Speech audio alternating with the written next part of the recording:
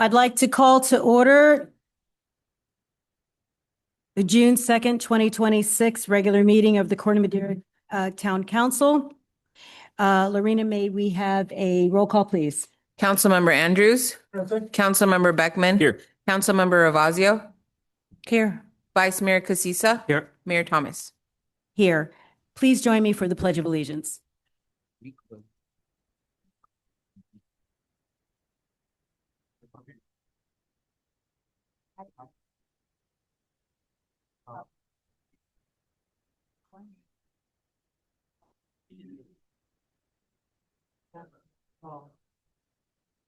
Okay. The council met earlier this evening in closed session, and we gave direction to staff. We have nothing to report out. Before we begin this evening, I'd like to announce a slight change in the order of business. Rule 7.2 of the Council Rules of Procedure provides that the presiding officer may change the order of business to facilitate or conduct business for that evening. No action from the council is required to do that. In order to accommodate our guests who are here this evening for the Citizen of the Year recognition, we will take up the agenda in the following order: the presentation of the Citizen of the Year Award, the interview for the Climate Action Committee youth applicant.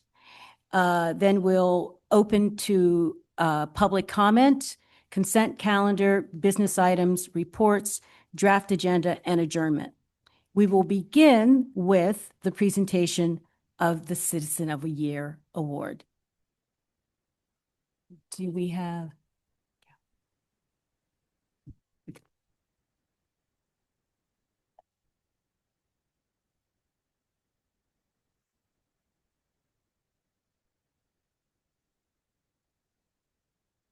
Thank you, Mayor. Mayor and Council, I present to you Ted Meyer.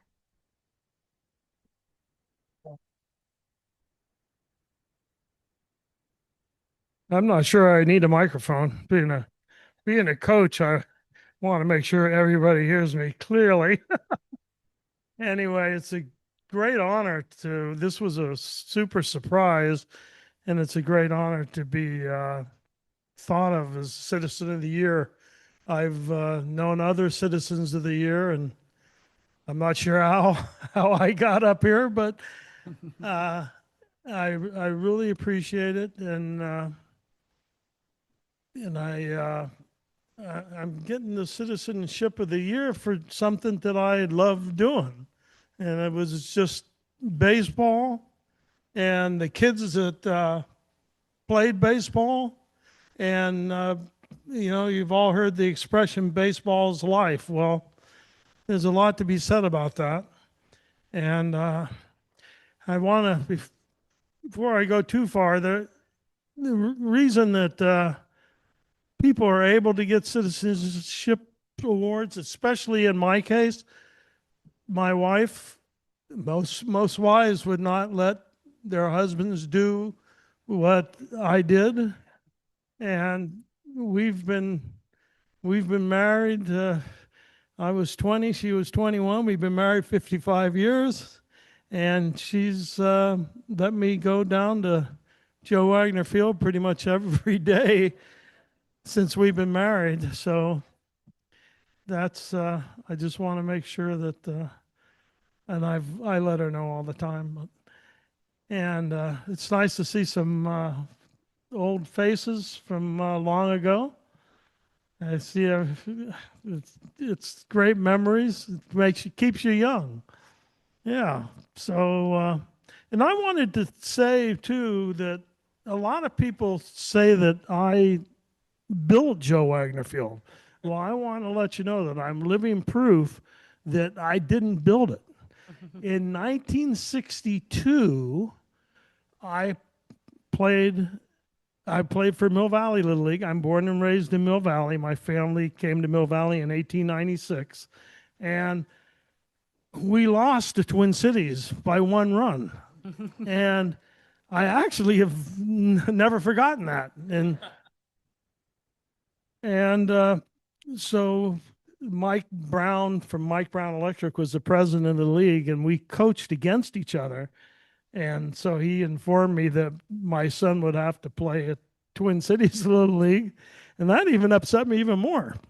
So anyway, I'm almost sure that the fire department built the original Joe Wagner Field, the snack bar, along with a bunch of police and firemen back in the old days. The fire department and the police department, the guys used to coach, and this, that, and the other. So they're the guys that built Joe Wagner Field, and I changed it. I take credit for changing it dramatically, and it was fun. It was fun doing it, and the kids get a kick out of it. They all love to play down there, and my opinion is Joe Wagner is a very valuable piece of property for the children of Corte Madera and Larkspur, but the expression on their face when they first get to play on the field is something that you will never forget. And anyway, it was fun doing it, and it's nice to, it's just you did something you love to do. You couldn't keep me off the field. If you came down there, you tried to get me off that tractor while I'm cutting the grass, you ain't gonna do it. I'm gonna cut the grass.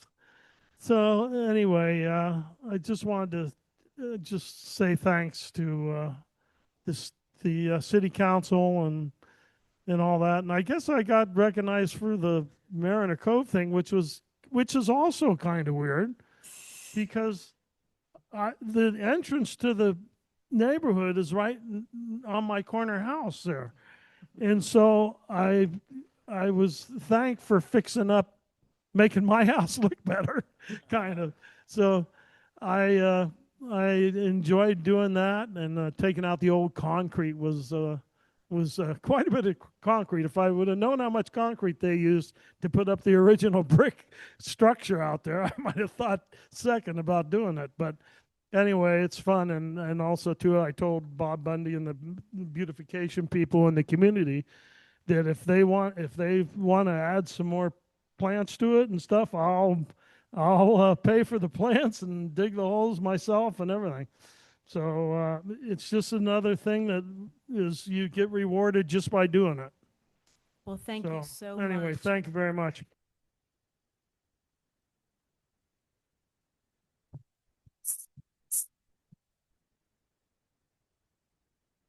So I'd like to invite Ted Meyer's family to the podium, to join him at the podium. Your family, I know your grandchildren are here. Your daughter-in-law, I know, is here. Your son is here. And I just want to say, as a Mariner Cove resident, that you didn't just take care of the part outside of your house. You were out there with us, I don't know, 25 years ago, fixing the Prince Royal entrance and helping us clean that up and make that one of the best entrances in Corte Madera. And I just forgot where I lived, which corner. That must have been it. You're like, oh, that's my corner too. But you've made all the corners of Corte Madera your corner. You have really been a wonderful, wonderful asset to the neighborhood. And I, as a neighbor, love walking by your house every day. I love walking past Prince Royal every day and seeing what you added to it. It is my pleasure to recognize you as Corte Madera Citizen of the Year 2026. This is the first year that the town invited community nominations for this recognition, and your nominations reflected the kind and quiet, unwavering service that has touched so many parts of Corte Madera life, from Twin Cities Little League and Joe Wagner Field to, of course, Mariner Cove.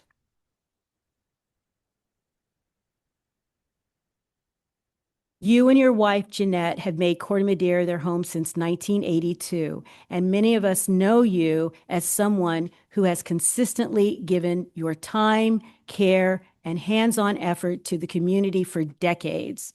As those who know Ted would expect, he would be quick to share credit with his many volunteers who have helped along the way. But tonight, we are very pleased to recognize the extraordinary commitment, leadership, and heart you have brought to that work. At this time, I'll ask my colleagues to join me in reading the proclamation honoring Ted Myers as Corte Madera's 2026 Citizen of the Year. And I will begin. Thank you. Thank you very much. Very, very much deserved. Whereas Ted Meyer and his wife Jeanette have made Corte Madera their home since 1982, the same year Ted first stepped up as the Twin Cities Little League parent volunteer for his son Ted, beginning a remarkable legacy of family, neighborhood, and community service. And whereas Ted has worn nearly every hat in service to the Twin Cities Little League and youth baseball, serving as a parent, coach, beloved umpire, board member, TCLL league president, equipment manager, grounds crew manager, assistant district administrator for California District 3 Little League. Boy, you were peaking then. And a mentor and trusted friend to generations of local players and families. And My turn. Whereas one of Ted's most lasting gifts is his hands-on care for Joe Wagner Field and the development of the surrounding baseball complex, including the T-ball field and plaza, which he helped build, from a former gravel parking lot into places where hundreds of children play, families gather, and baseball memories are made. And whereas Ted's quiet leadership is reflected in the often unseen work that makes a ball field feel cared for, mowing fields, preparing infields, fixing what's broken, building and painting facilities, improving seating, scoreboards, and speaker systems, and caring for the complex as if it were his own backyard. And whereas Ted's service extends beyond the ball field to his own Mariner Cove neighborhood, where he has helped maintain the front entrance areas, adding irrigation, plantings, and signage, reflecting the same steady pride, humility, and care that have defined this decades of volunteer service. And whereas through his generosity, reliability, and love of community, Ted is the kind of unsung hero every community hopes to have, and his work has helped make childhood memories possible for generations of local children and families, including his own family, his wife Jeanette, son Ted, daughter-in-law Janelle, and grandchildren Charlotte and Jack. Now, therefore, be it proclaimed that Ted is hereby awarded the 2026 Citizen of the Year Award from the town of Corte Madera in recognition of his extraordinary volunteer service, his lasting contributions to youth baseball and neighborhood life, and his decades of humble, hands-on dedication to the community. In the witness whereof, I have hereunto set my hand and caused the seal of the town of Corte Madera to be affixed this second day of June 2026.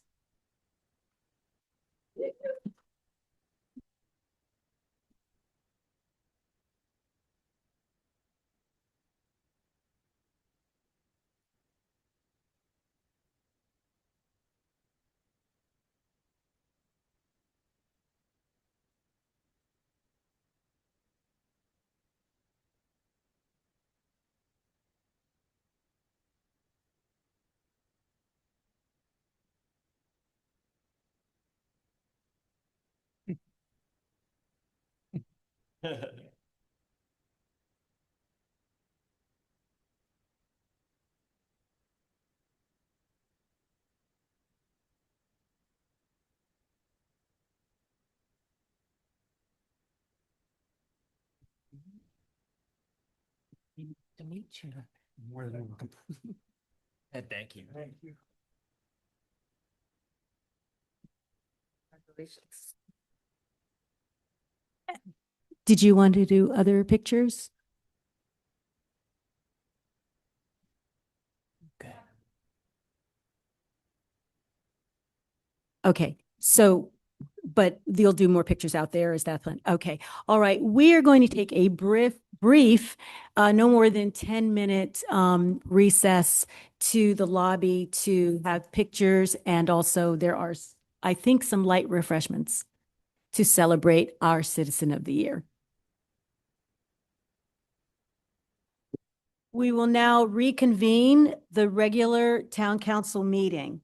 The first item on our agenda, on our reimagined agenda, is interview for Climate Action Committee youth applicant. We will interview Emily Muller for consideration for appointment to the Climate Action Committee for a one-year term on the youth seat commencing July 1st and expiring July 1st, 2026 and expiring June 30th, 2027. Hi, everyone. I'm not used to my voice on a microphone, so I have to get used to this. But my name's Emily Muller. I'm 17. I'm a junior at Redwood High School. Both my siblings, both my parents were all born and raised in Marin. So I'd say I'm pretty grateful to have known this beautiful place that we live in, because truly it's unlike any other place. And I'd just really like to be able to contribute to helping the environment that we live in by serving on the Climate Action Committee for the Town Council. Thank you. So I will have 4 questions for you. I will take what you just said as your opening statement. Thank you for jumping right in. You'll have 2 minutes each for these questions. So why are you interested in serving on the Climate Action Committee? And what are your goals that you hope to advance on the committee?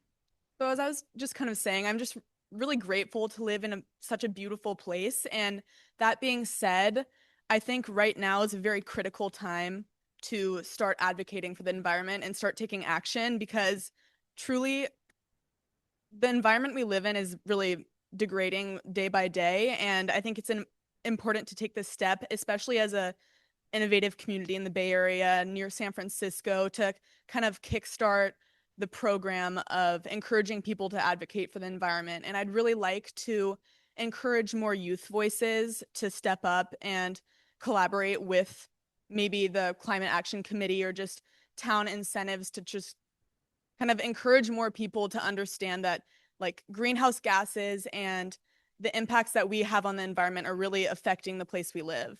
And by doing that, I'd like to, I serve in the leadership class at Redwood High School, and I think I can think of countless people who would be thrilled to participate and have a youth voice in this committee, or just in some part of collaboration. Thank you. Please describe the qualities and experience that you would bring to the committee, including your experience, knowledge relating to climate change, sustainability, or other community outreach. So I think you can probably tell I'm pretty passionate about the environment. It's kind of has a spot in my heart. It always has. And so I've completed the AP Environmental Science class at Redwood High School.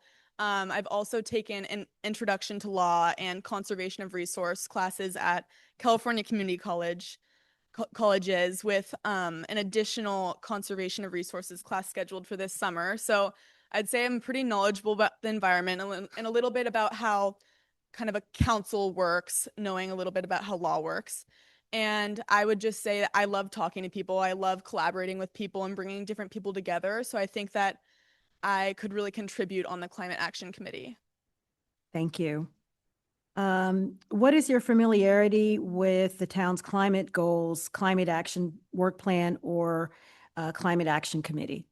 So I know overall that the committee has been working on reducing greenhouse gas emissions by 40% by, I think it's 2030, and with an emphasis on transitioning from natural gas appliances to more like electric appliances, because I mean, natural gas is primarily made of methane, and that's a really bad greenhouse gas at the moment.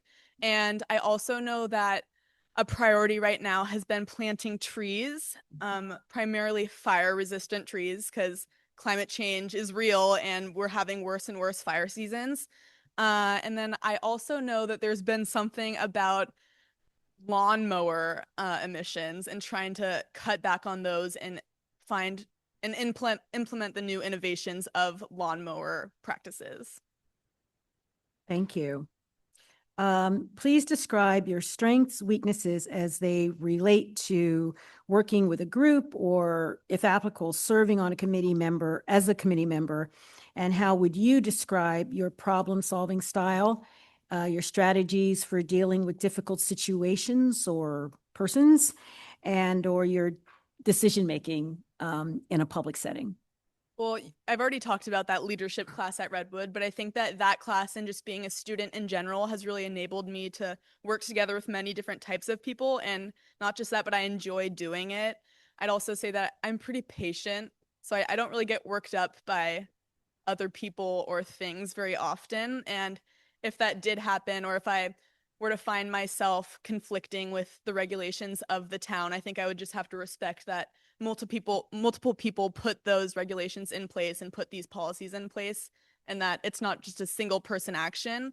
And I'd say I just really like being a part of the community. I think this is a great way to be a part of the community, the town council, and that I'd just be really excited to help contribute and collaborate with different groups of people. Wonderful.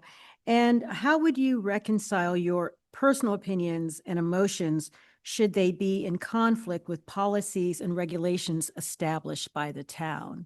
I guess I kind of touched on that just now, but I think I would just have to respect that the regulations weren't put in by one person. They were put in by a team of people, and that my one opinion probably isn't enough to beat those however many people that put those regulations in place, those long thought over regulations. Thank you. So this is a question about your ability to commit to the time commitment. The Climate Action Committee meets the third Wednesday of each month from 4:30 p.m. to 6 p.m.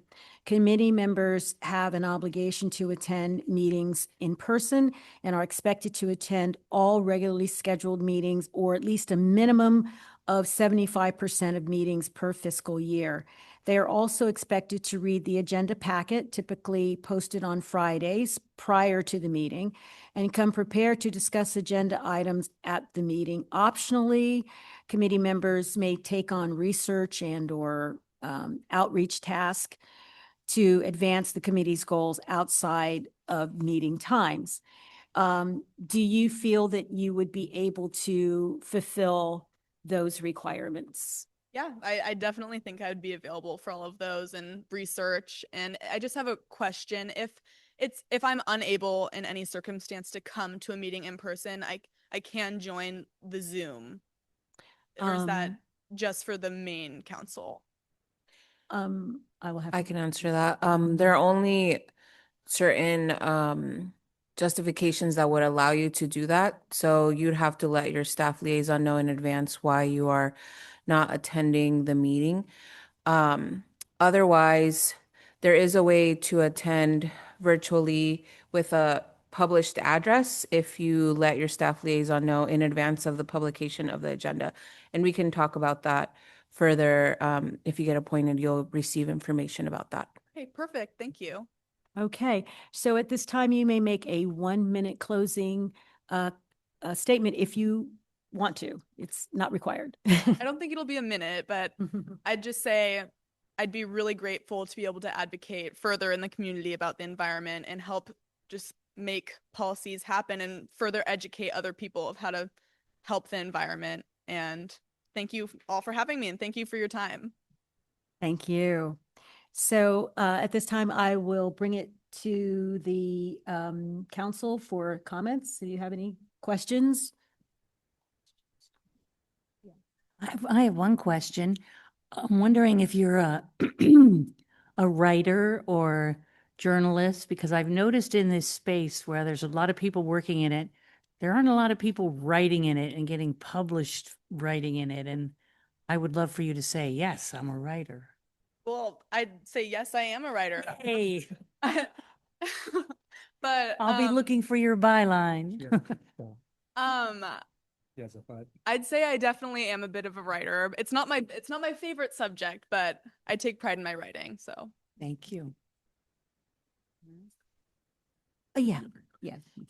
No, my only comment is just thank you so much for your willingness to step up and serve the community and serve the planet. And I think we're really lucky to have somebody who's knowledgeable and passionate like you that wants to put their hand up and serve.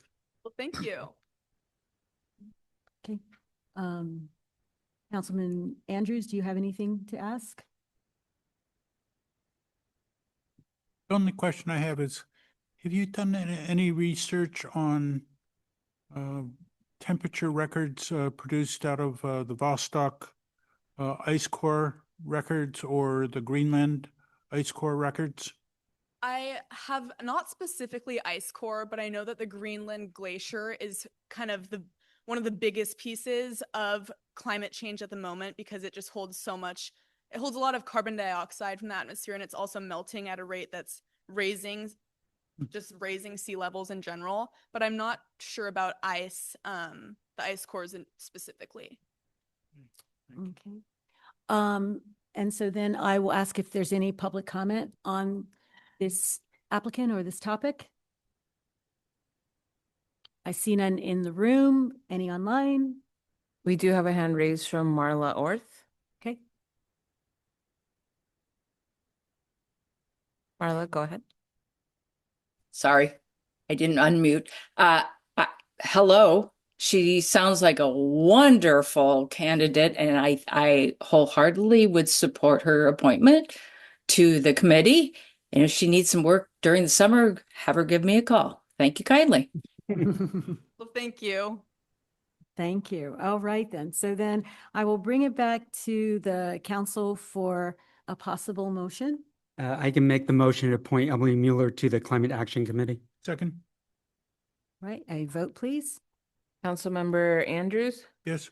Councilmember Beckman, Yes. Councilmember Ravazio, Yes. Vice Mayor Casissa, Yes. Mayor Thomas. Yes, Thank you. The motion carries. Thank you. welcome to the committee.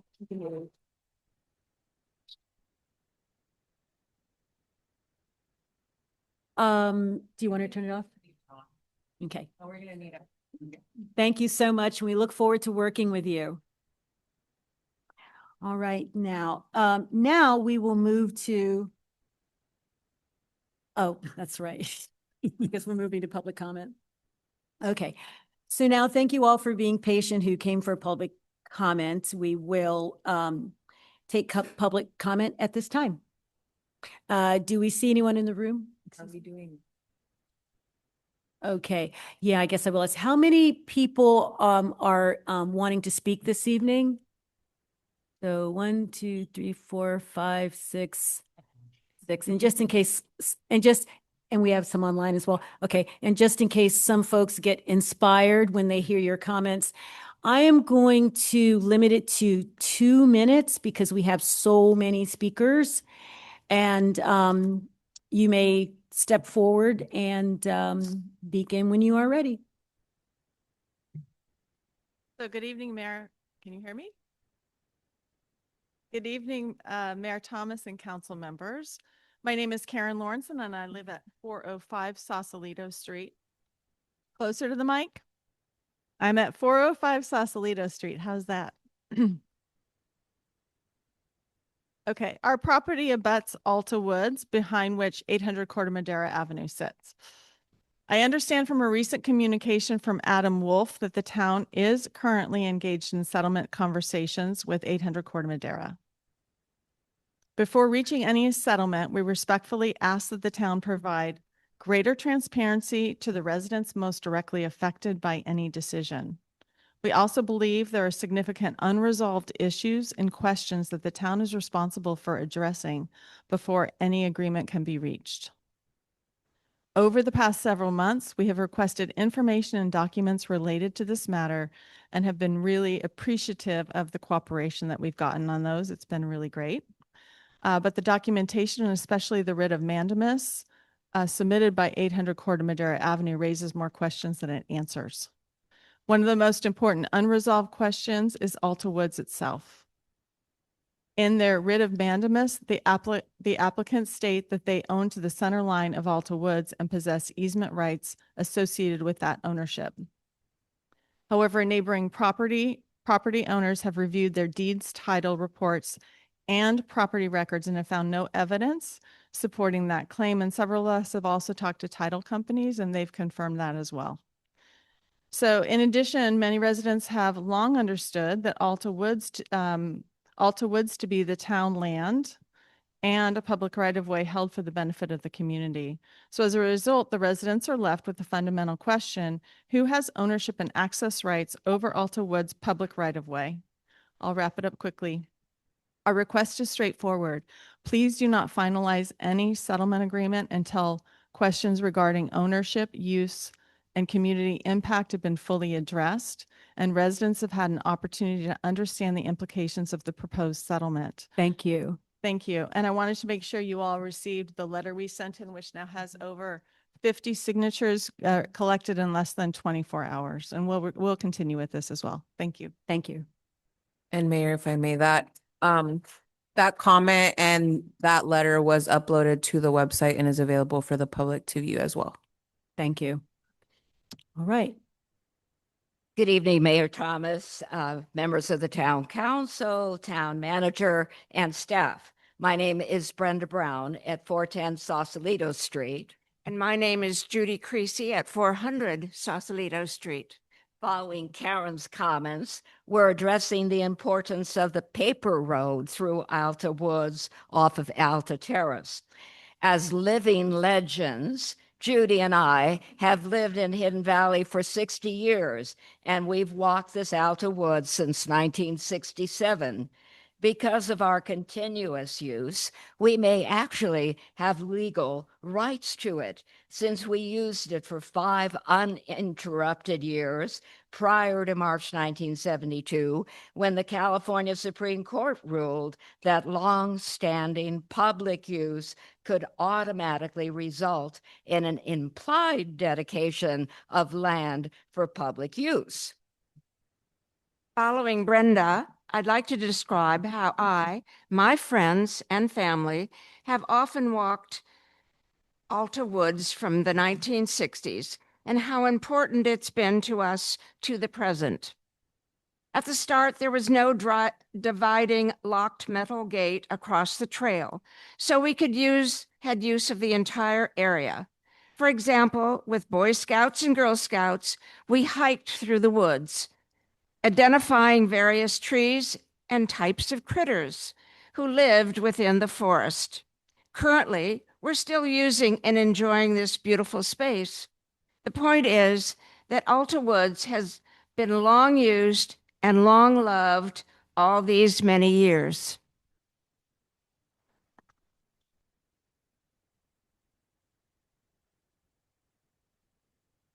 Good evening, council members.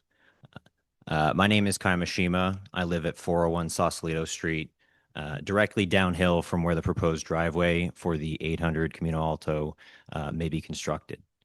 My partner and I are first-time home buyers, and one of the reasons that we chose Corte Madera is because of the strong sense of community. Tonight was an exceptional example of that. This is my first time speaking before a town council, and while I appreciate the opportunity to participate in local government, I'm here because residents who may be directly affected by this proposal still have significantly unanswered questions. Like my neighbors, I respectfully ask that no settlement be finalized until these questions have been answered. My concern is straightforward.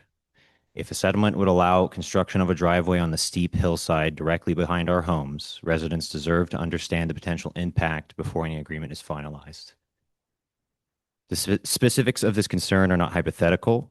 Our property already relies on sump pumps during the rainy season to prevent flooding, and there is a long concrete V-ditch located partway up the hillside behind our home that connects to a storm drain at the road.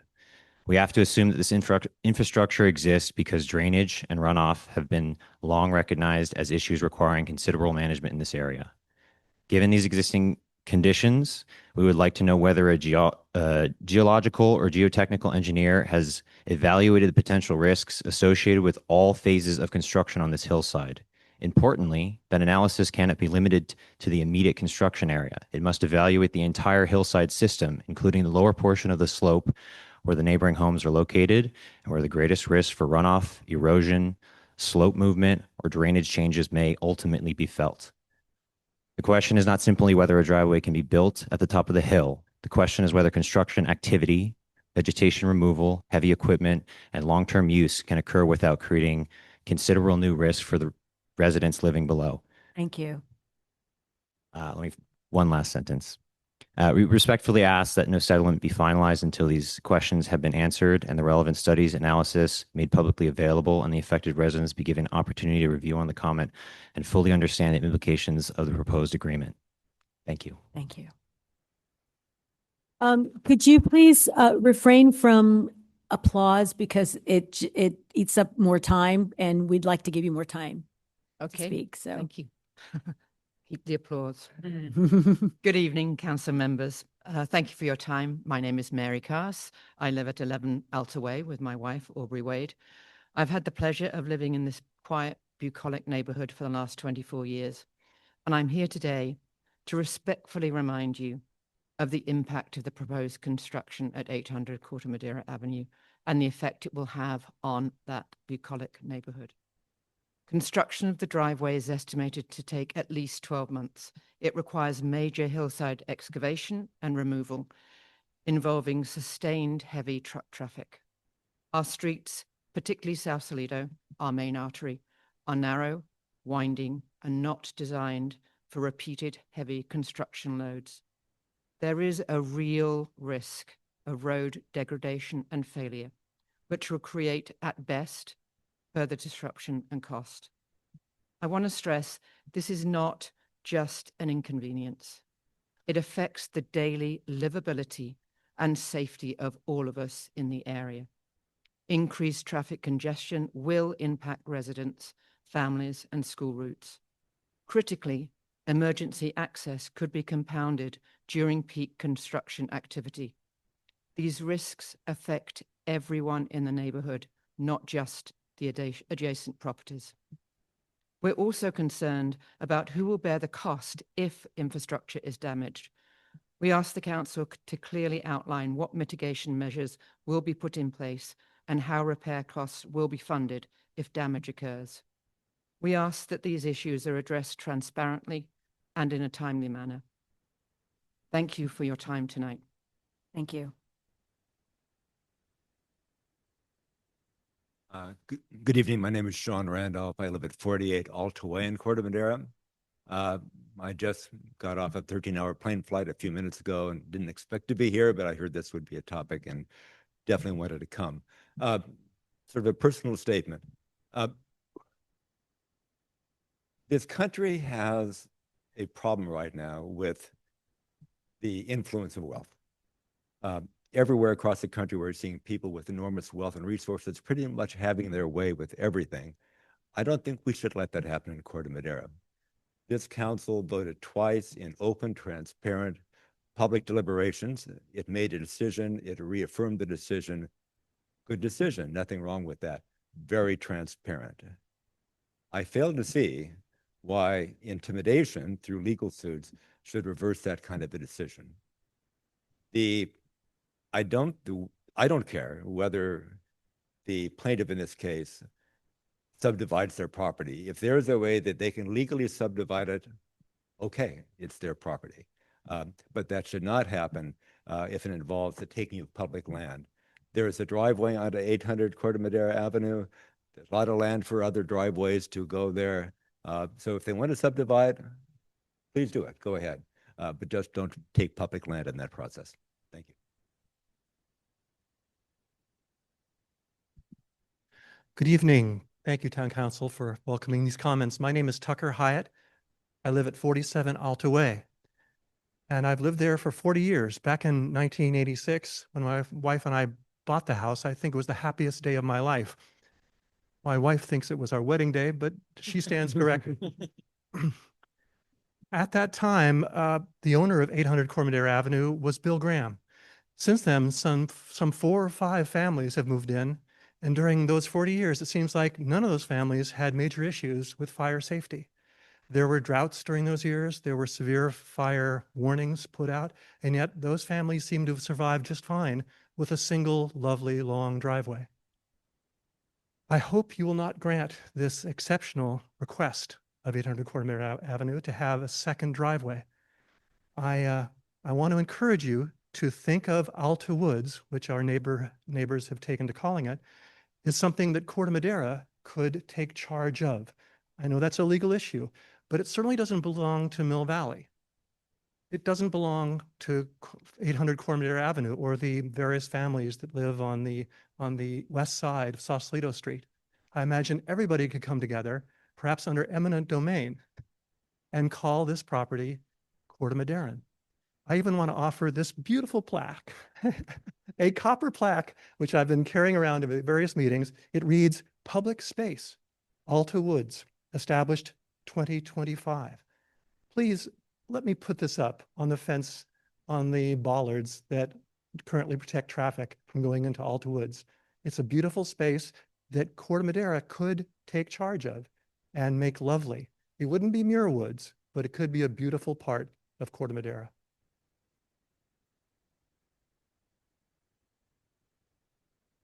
Good evening. I'll be pretty brief. I just have two short things to say. My name is Barry Cohen. I live at 3 Alta Terrace. My property abuts against the very property we're discussing. As you all know, this had already been ruled against, and I find it very disconcerting, and I find it very disappointing that it feels like you're being bullied into submission. We see this every day in our society today, unfortunately. Steve Colbert thrown off the air because the network was bullied. There's a litany of situations like that. You read it in the news every single day. People have to stand up to bullies. And unfortunately, in our society, the very wealthy seem to think they can just keep pushing and pushing and pushing against to achieve their agenda, which doesn't necessarily benefit the masses. We've seen it so many times. I've heard also along the way that these people apparently expressed that they tried in some way to be good neighbors. This is comical, because what I have heard is they have no desire to speak to us whatsoever. I just hate to see us always acquiesce to money. We need a backbone here to stand up for what's right. And I'm asking you people to consider that. Look at what's happening in our federal government. This is akin to that. The wealthy doing what they want for their agenda while the masses get walked on. That's not right. Give it consideration, please. If they want another driveway, they could put it on the other side of the property for fire reasons or what have you. But don't acquiesce just because you're frightened of litigation. Thank Thank you. you. Good evening, council members, mayor, and there's others. I'm Lucinda Smith. I'm not a total living legend, as my predecessor said, but darn close. But we've been walking our pets up there for years. It's never been a problem, as has been told before. This is something new that has come, and we need the council, we need our representatives to help stand up for what is right. And the use of this property is not to be given to one party, not when you've got so many people who use it, enjoy it, appreciate it, and want it to be continued. I urge the council to please help retain Alta Woods as we have designated it, and go with the 1906 map that showed it as a paper road. The council or officials at that time accepted it. So it's got some precedence of being there. And it's not something that anybody has ever challenged before. I urge you to please give consideration to those of us, multitudes as opposed to one, would like you to consider. Thank you very much for your time. Thank you. Do we have any raised hands online? All right.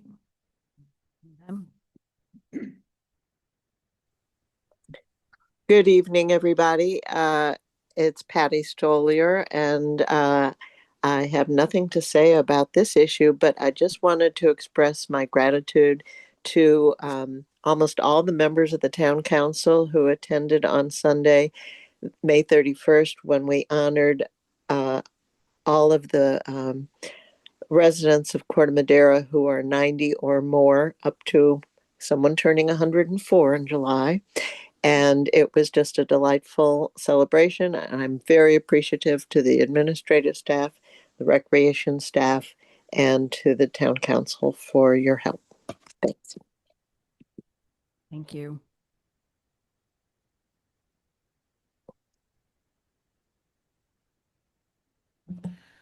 One more from Roy Wolf. Before I begin, I want clarification. Do I get 2 minutes or 3 minutes on my presentation? 'Cause I'm not addressing that issue that was previously discussed.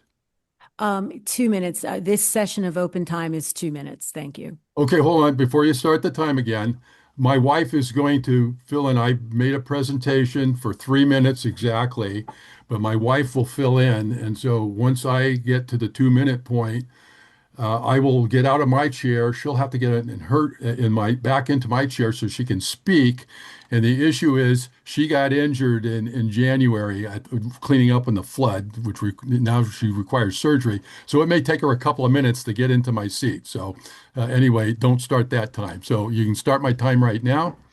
Thank you for listening to me. Good evening. I'm requesting that the town place on its next agenda and keep on all future agendas the implementation of a full perimeter berm system around the east side and north side neighborhoods of Corte Madera. This item should remain on the agenda until the project is completed. The town has reported that more than 1,100 structures are vulnerable to tidal flooding. I've researched the cost of raising structures, an estimated range from $250,000 to $480,000. I've been told that number is too high. So let's use a conservative figure, $100,000 per structure. Even at that reduced number, raising all vulnerable structures would cost roughly $110 million. Now consider equity. What happens if only half of the property owners can afford to raise their homes? Half can protect themselves, half cannot. That is the very definition of inequity, and equity is central to the council's mission and values. There is also the issue of accessibility. Raising a house adds 2 to 3 times the number of steps needed to enter or exit. That increases the likelihood of falls and injuries, especially for older residents. That is not age-friendly, and it does not enhance long-term health and safety. Insurance is another factor. My current flood insurance premium is $1,736 with a 17.1% annual increase consistent with recent trends. The 20-year total comes to about $77,000. Multiply that by 1,100 properties, and residents would collectively pay more than $85 million in flood insurance premiums. With a FEMA qualified berm in place, many homeowners okay, Arlene, pick it up go back to with FEMA. With a FEMA Oh, qualified. no, well, come in and sit down. Please. With a FEMA qualified berm in place, many homeowners could see dramatically reduced premiums or potentially no requirement for flood insurance at all. And raising structures does nothing to protect infrastructure. Roads, utilities, emergency access routes, and community facilities would remain exposed. By contrast, for an estimated $190 million, a full perimeter berm with floodgates and pumping systems would protect everything: homes, infrastructure, vehicles, utilities, public safety, long-term insurability, and businesses too. Property values would rise, increasing property revenue. The berm system provides community-wide protection, not individual protection for only those who can afford it. When you compare long-term cost, infrastructure protection, accessibility, and quality of life impacts, the berm system far exceeds the structure raising approach. The town should begin the full berm program immediately. This item should appear on every town council agenda starting with the next meeting, with progress reports at each meeting until completion. Finally, I will be sending 3 documents to the council and staff, which I hope are read. I ask that the council direct staff to confirm all council members received and opened the email. Thank you. And thank you very much. I appreciate it. And the reason I put that last email request in is I'm not sure that council members always read emails. So thank you very much, and everybody have a good evening. Thank you, Roy. All right, do we have any other comments online? No other hands raised from attendees online, and no emailed public comment was Okay. received for open time, aside from the one that was sent by Susie Beatty and uploaded to the website earlier today. All right, thank you. So I will, if there's no one else in the room that with any public comment, I will declare open time closed. And now we move on to, should we go to the consent? Yeah. We'll move now to, everything's mixed up. So, okay. Now we move on to the consent calendar. The purpose of the consent calendar is to group items together, which are routine or have been discussed previously and do not require further discussion. They will be approved in a single motion. Any member of the public may comment on the consent calendar. Council staff or the public may request removal of an item for discussion as allowed by Council Rules Procedure 7.3. Does the council have anything they'd like to discuss or remove from the consent calendar? No? Okay. Do we have any public comment on the consent calendar? We don't have any hands raised for public comment, no emailed public comment, and also we didn't receive any requests to remove any items from the consent calendar. All right, then. I ask for a motion. I'll move that we approve the consent calendar. Second. Councilmember Andrews? Yes. Councilmember Beckman? Yes. Councilmember Ravazio? Yes. Vice Mayor Casissa? Yes. Mayor Thomas? Yes. Thank you. The motion carries. All right, then. Our first business item is 7A, consideration and possible action to adopt resolution number 23/2026, approving the proposed amendments to the Ross Valley Paramedic Authority, the RPA, Joint Powers Agreement, and authorizing the town manager to execute the agreement. And with the staff report, we have Fire Chief Reuben Martin. Thank you, Madam Mayor, members of the council. Reuben Martin, Fire Chief for your Central Marin Fire Department. So we're here today to represent the JPA amendments and of the Ross Valley Paramedic Authority that have been worked through over the last 2.5 years to try to strengthen the language within that JPA. If you recall, we gave you a presentation at your May 19th meeting where we ran through all of the changes within the JPA. But with that, what we'll do is, because in case we have new members of the public that may be listening online, we'll go ahead and just kind of do a quick follow through of what that presentation is. Next slide, please. So a little history of the Ross Valley Paramedic Authority. In 1981, the members of the Central Zone, or what the county calls the Central Operating Area, which includes the communities of Fairfax, San Anselmo, the Sleepy Hollow Fire Protection District, the town of Ross, the Kentfield Fire Protection District, the town of Corte Madera, the city of Larkspur, and the county of Marin, because there's unincorporated pockets of county service area within both Green Beret and within San Anselmo. came together to provide paramedic services.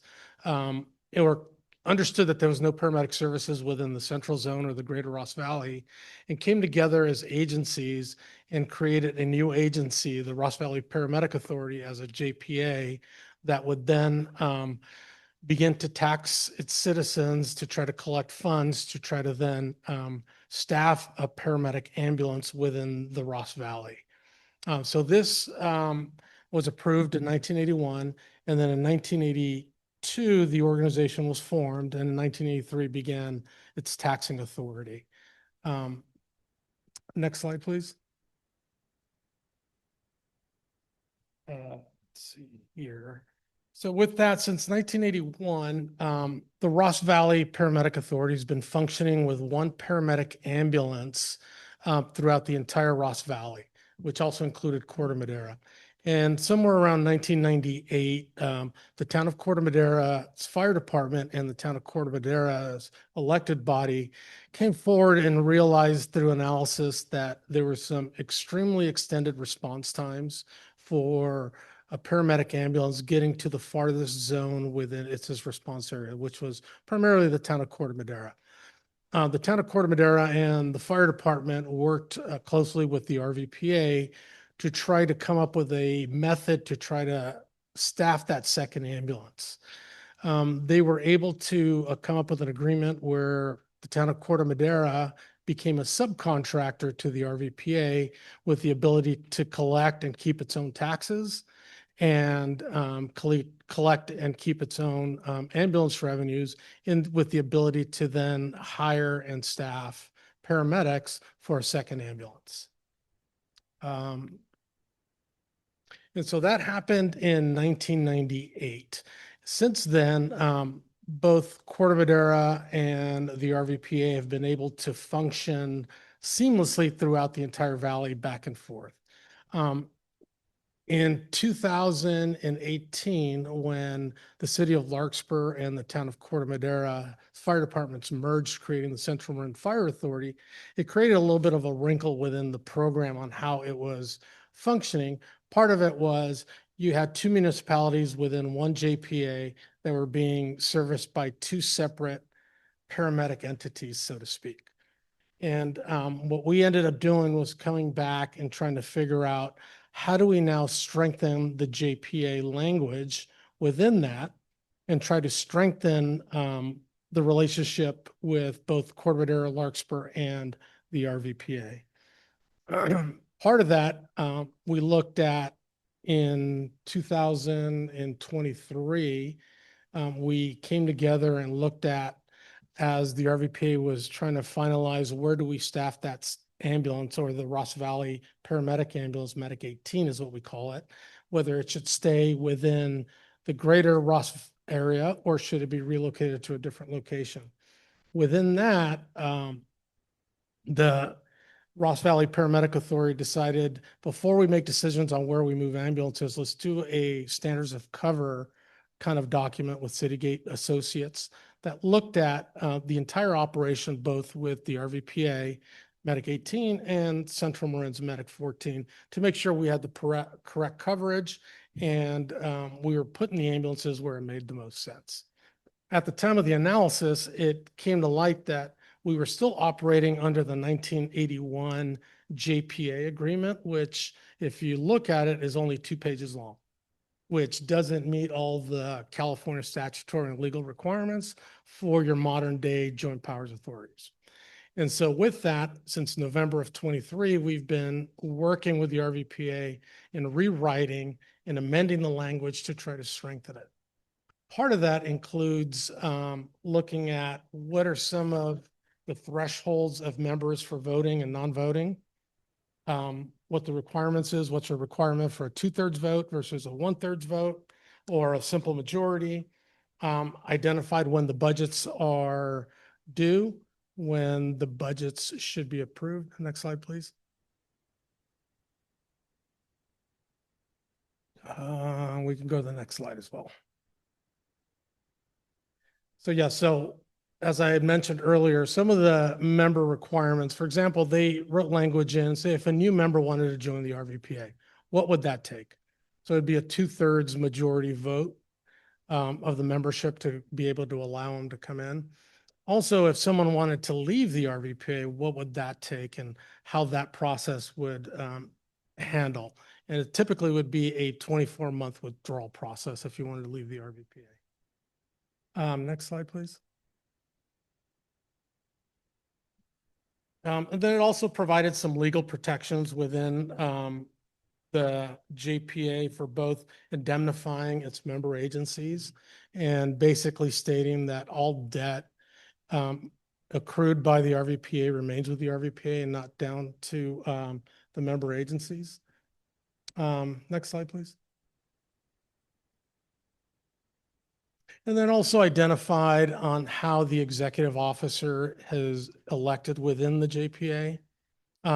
Right now, the executive officer is one of the fire chiefs and traditionally has always been one of the fire chiefs. And it's pretty much, it's a straw poll on who is assigned that position. And for the last 6 years, it's been Chief Weber, which he's been doing an amazing job at running the organization. However, it identifies that if there is a new member or administrator of that organization, how that election should go. Next slide, please. So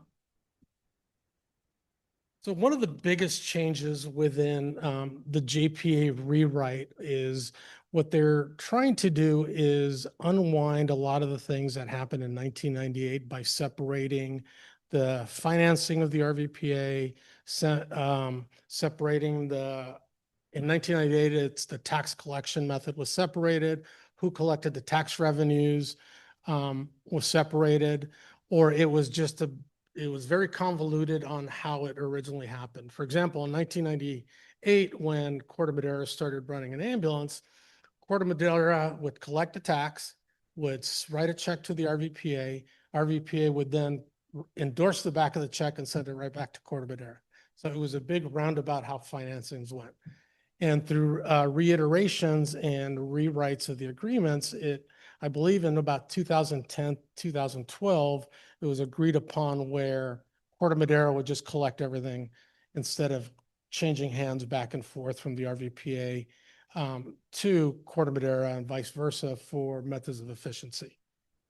So as I was mentioning, the biggest part of this JPA rewrite was trying to reconsolidate all the JPA financing back into one central point for efficiencies, have one central tax collection point, which would be the RVPA, have one central ordering point for supplies, which are disposable supplies, which is all your medical equipment, and then your hardware, which is your AEDs, your CPR machines, ambulances, and so forth, and everything going back to the RVPA and them managing everything.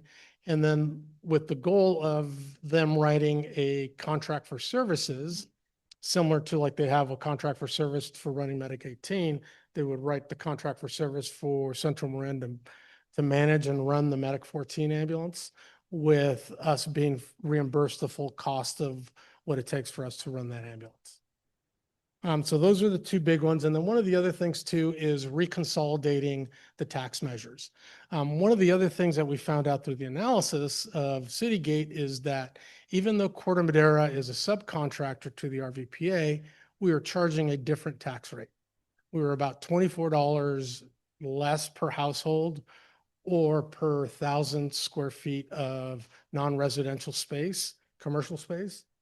And so there was a big delta there where we were, I guess I should put it, we were not charging our fair share of what we should have been charging our residents for paramedic services to be able to have paramedics available to respond on the ambulance. And so that's one of the biggest changes with the tax measure is that we will be increasing over the next 4 years at a little slightly higher escalation rate than the rest of the Ross Valley Paramedic Authority, so we can catch up over a 4-year period. So for example, traditionally we would go up $3 to $4 annually, which is about 2.5% to 3% annual increase, which usually covers our CPI or cost of living increases. This year, the Ross Valley Paramedic Authority is increasing their tax rate at a $4 rate, which we would have done to mirror that. But because we're consolidating everything and trying to mirror the tax rates within a 4-year period, our tax rate this year will be $7.50 per house, or an additional $7.50 per household instead of the $4 per household. And an additional $7.50 per 1,000 feet of non-residential commercial space. And so those are the biggest deltas within that. At the April 20th RVPA meeting, the RVPA presented and voted on and adopted the JPA language that's within this amended agreement that's before you. So their body has already approved it. Now it's going through all the 8 member agencies for them to get presented to their councils for their approval. With that, I'll end my presentation. Or actually, one more thing. One slide back, please. Both, I believe, Councilmember Andrews at the last meeting and maybe Councilmember Casissa asked what the difference in cost of running each ambulance would be. And so I was able to look through our budget analysis and just look at the cost of labor. So we're looking at the cost of labor for running Medic 18. For this fiscal year, the county contract is $1.9 million. And for Medic 14, within our staffing, what we budgeted for was 1.9 million as well. So there's about a $30-something thousand delta in the difference in cost. One of the other things that we asked the RVPA to do this year for us as we move forward with re-amending the JPA is to have them look at the true cost of running the entire agency as a whole as a JPA to try to see if there's any places for some cost savings and or efficiencies moving forward. With that, I'm able to answer any questions that you may have. Thank you. Do we have any questions from the dais? Okay. I do. Councilmember Casissa. Yeah, Adam, on options, there's 2 other options: adopt resolution with modification or take no action at this time. I think at the last meeting, Chief Martin pretty much said, we're locked out of making any changes or even denying the JPA. So I don't understand why those options are in there. I think it's a term of, I wouldn't call it locked out of having other options. I think we went through at the last council meeting, what would actually have to transpire. It would be very problematic and difficult for any changes to occur. But I would not use the term that it's impossible to do. And I wouldn't bring something to the council where it felt like they had no options available to them. Otherwise, I think there's not really a point of bringing it to the council. So certainly it'd be extremely challenging at this time to change and go back to our VPA board with not passing this, except for, there'd be all sorts of complications. So whether you use the term locked in, it would, I think our VPA board has already approved it. And here we are presenting it to you with the options presented. So your back thing, though, it sounds like those options are not realistic, because it sounds like for us, we'd have to go back to them. Their board would have to approve it, which what's the likelihood of that? Because you're dealing with several other agencies that don't have any skin in the game. So there's nothing in it for them. Well, my understanding is for the actual agreement to be effective, all of the jurisdictions do have to approve this. And I'm looking to Chief Martin as well. So yes, I think that's my understanding. That's in the agreement itself. Okay, but again, it's not realistic really for us to try to do modifications and go back to RV. I mean, from a realistic, I'm sorry, let me finish. From a realistic standpoint, is it realistic that we can change something and get that approved through RVPA? Is it realistic? I would agree. It's not realistic. Yeah. Okay. And the other thing is going through the process. I know because I sit on RVPA board, I was able to get a copy of the JPA, and I know I gave you a couple minor changes. But you pretty much dealt with RVPA. You pretty much signed off on the JPA and the tax increase, went back to them saying, yeah, you're okay with this. Because in the staff report it says that they got feedback from town managers, and I know they got feedback, I think, from Chief Martin. We did review the JPA agreement. We also reviewed it with the town attorney. And so we did provide comments on that. I think one of the things that we were really interested in was ensuring that going forward, there would be a review of the operational costs of the entire organization. And so that was one of the things that we thought was important as part of this rewrite and the tax measure as it's written. Okay, and then I have a couple more. I know I had to go through protocol. I tried to meet with RVPA a couple of times. And again, the protocol was go through the town manager. I just want to confirm that they were non-responsive to meet with me. Because I know one email you had it that they didn't bother to respond back. So I just want to confirm that. Councilmember, it's hard for me without knowing the specific correspondence to say that, to confirm which meeting. It was just two, I just requested two different meetings with them. I just want to confirm that Staff they were of- non-responsive. I went through you for those meetings because that was the With, protocol. with this, you're referring to the meetings, potential meetings with the staff of the RVPA who was talking about their consultant. specific financial, yeah. I would confirm that, yes. Okay. And then just a couple other things on fiscal impact. I think you're saying there's no fiscal impact to us, right? I guess what I'm confused about that is I know on the income and expense side, it'll pretty much wash out and it makes us whole, which is fine. But once we take away the ambulance fees, which is about $1.5 million plus or minus about 500,000 in the paramedics tax, our total budget's going to drop 2 million, which is about 8% or so. And I think, I'm sorry, one other just quick comment or question also. It looks like in the budget coming up next that we're pulling the ambulance fees for 26, 27.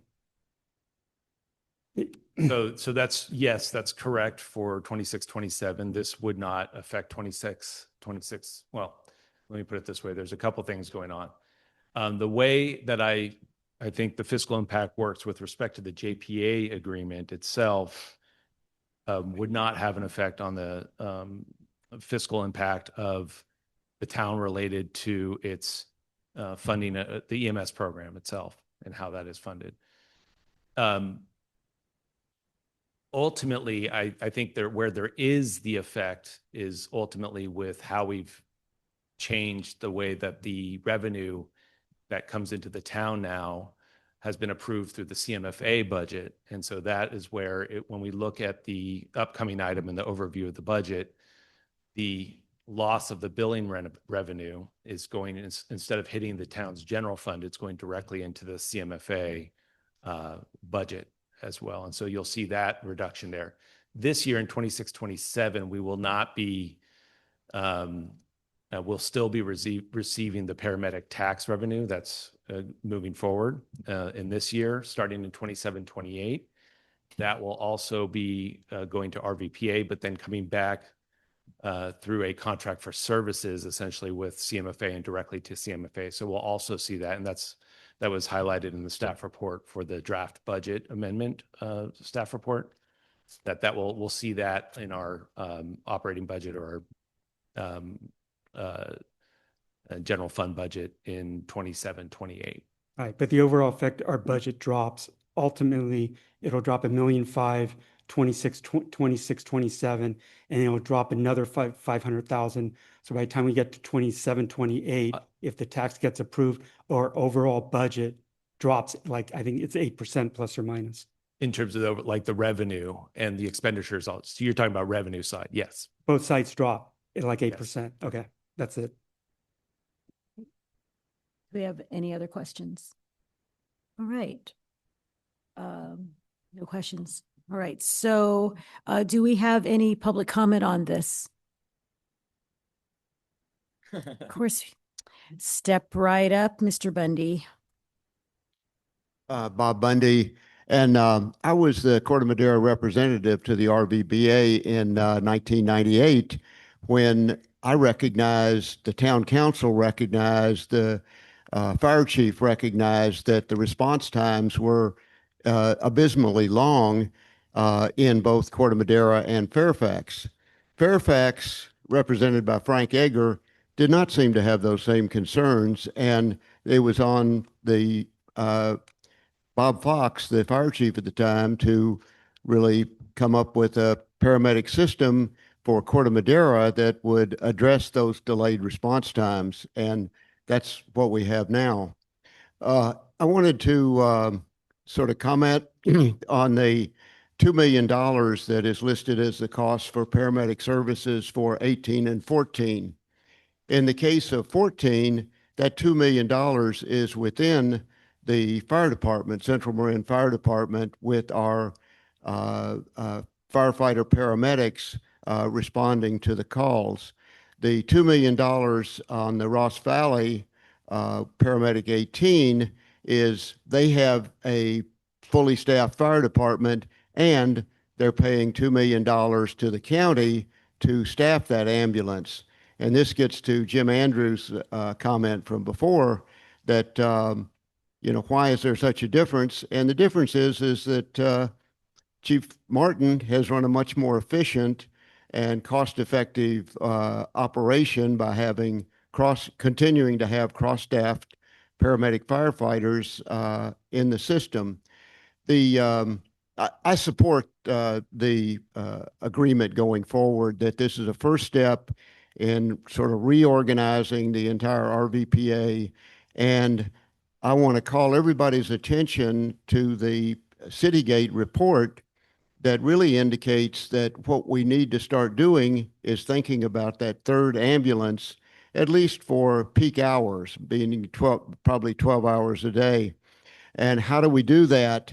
I don't think that there's a way to do that with another contract with the county. And I think that RVPA, our representatives to the fire service need to look at probably some type of consolidation, which I believe the Citygate report also recommended and was tentatively approved by Ross Valley Fire until there was some pushback. And it was recommended that this would be probably some cost savings in relationship to that. What needs to happen is really starting to look at how do you get that third ambulance? Do you have to consolidate? Is this a bigger JPA or a fire district or what? But that should be the focus going forward. Thank you. Do we have any comments online? We do. We have a hand raised from Roy Wolford. Right. Good evening again. I just want to say that I'm very grateful for the paramedic service. They've come to my house and their response time has been phenomenal, less than 5 minutes. And I've been taken from my house to the Kaiser Hospital up in Terra Linda, and they've done a terrific job. The question I have is there any notion at this point in time as to how much the I'll call it patient, is going to be charged? So in the past, that charge was $200, and I think well worth it.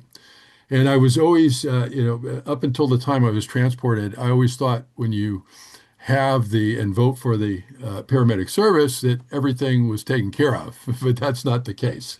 So anyway, I appreciate it if you know the answer tonight, Chief Martin or anyone else, as to what is the cost per service of being transported from a resident to an emergency hospital. Thank you. We don't have any other hands raised from other attendees, and we didn't receive any emailed public comment for this item. Okay, thank you. I will certainly pass this on to Chief Martin, but I think it generally depends on your insurance carrier. But if you Yes, you're correct, Madam Mayor. So everything depends on your insurance policy and what level of coverage you have and what level of coverage is within your copays within your insurance level. So it just depends on what that rate is. But typically, we charge the insurance company somewhere roughly around $3,000, $3,600, depending on the level of care that you get on the way to the hospital. However, we only recoup what the insurance is willing to pay. And if it's Medicare, Medi-Cal, then the federal government and the state reimburse at about a $600 per transport rate. All right, thank you. So I think that's all of our questions now. So I'm going to bring this back to the dais for consideration and comments. Excuse me. So as he often does, Bob Bundy got me thinking about something, and it is that if it is true that our department under Reuben Martin does a better job being efficient and running a tighter ship and making things work, how does this plan move those practices forward so that we can spread our best practices throughout the RVPA? How do we make that happen? And I know you've already thought of it, so I just want to know what's your thinking. Well, I think part of it is we're trying to look at what's the best of both systems and try to create one fantastic system, as we always try to do. One of the benefits of looking at the tax measures, for example, is the RVPA was charging less for a commercial or more square footage for the same rate of a non-residential space. What they realized is that Corte Madera and Central Marin was actually charging the tax rate, what they felt was at a more correct rate at 1,000 square feet of commercial or non-residential space, where you can now assess that tax measure. So there's one component. The other component is in billing practices. We're looking at two separate billing practices and philosophies, one where we as Central Marin have the philosophy of we will charge your insurance company, and if you're insured, we will come to you and ask you for your copay, typically as you would if you went to go see your primary care physician. The Ross Valley side of it had a different philosophy where they felt that if you paid a paramedic tax, you never had to pay a bill, which is a different philosophy. So if you look at it, for example, if you had an insurance plan that had, say, a $5,000 ambulance copay, well, that was an automatic write-off. Versus if we had that person, we would then say, okay, here's your invoice for $5,000. There's that philosophy. And then we would then work with the person and try to figure out, one, can they pay for the bill? Two, if not, why not? And are there some hardships involved? And what can we do to work with them to try to get them or that invoice handled? With the primary goal is making sure that they receive the best care possible, because that's our primary mission. And for what we're here for is just for cost recovery and not for profit. And so what we're just trying to do is cost as much as we can. And we do what we call a soft collection, which is we're going to go after your copay or try to ask for your copay, but never go after a hard collection. Mhm. And that's been a philosophy of ours, and it's been working. And you think you're going to get Ross Valley's cooperation on I these believe- things? Excellent. Great. Thank you. Thanks. I know that we have heard this item once or twice before, and I've spoken on this at previous meetings, so I'll just keep it real brief and just say long-term, there's no question in my mind that aligning and streamlining services across agencies is going to save taxpayers money by allowing for more efficient service. So realizing that no system is perfect, but my sense is that on balance, this seems to be a step forward, a step in the right direction for both of our agencies, and most importantly, for public health and safety.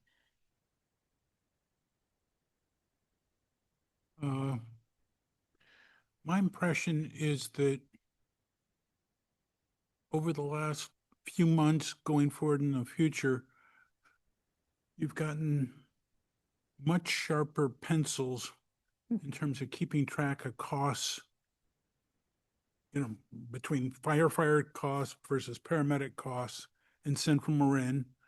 And then also the same things going on at the Ross Valley level. Is that true? Yes, I believe it is.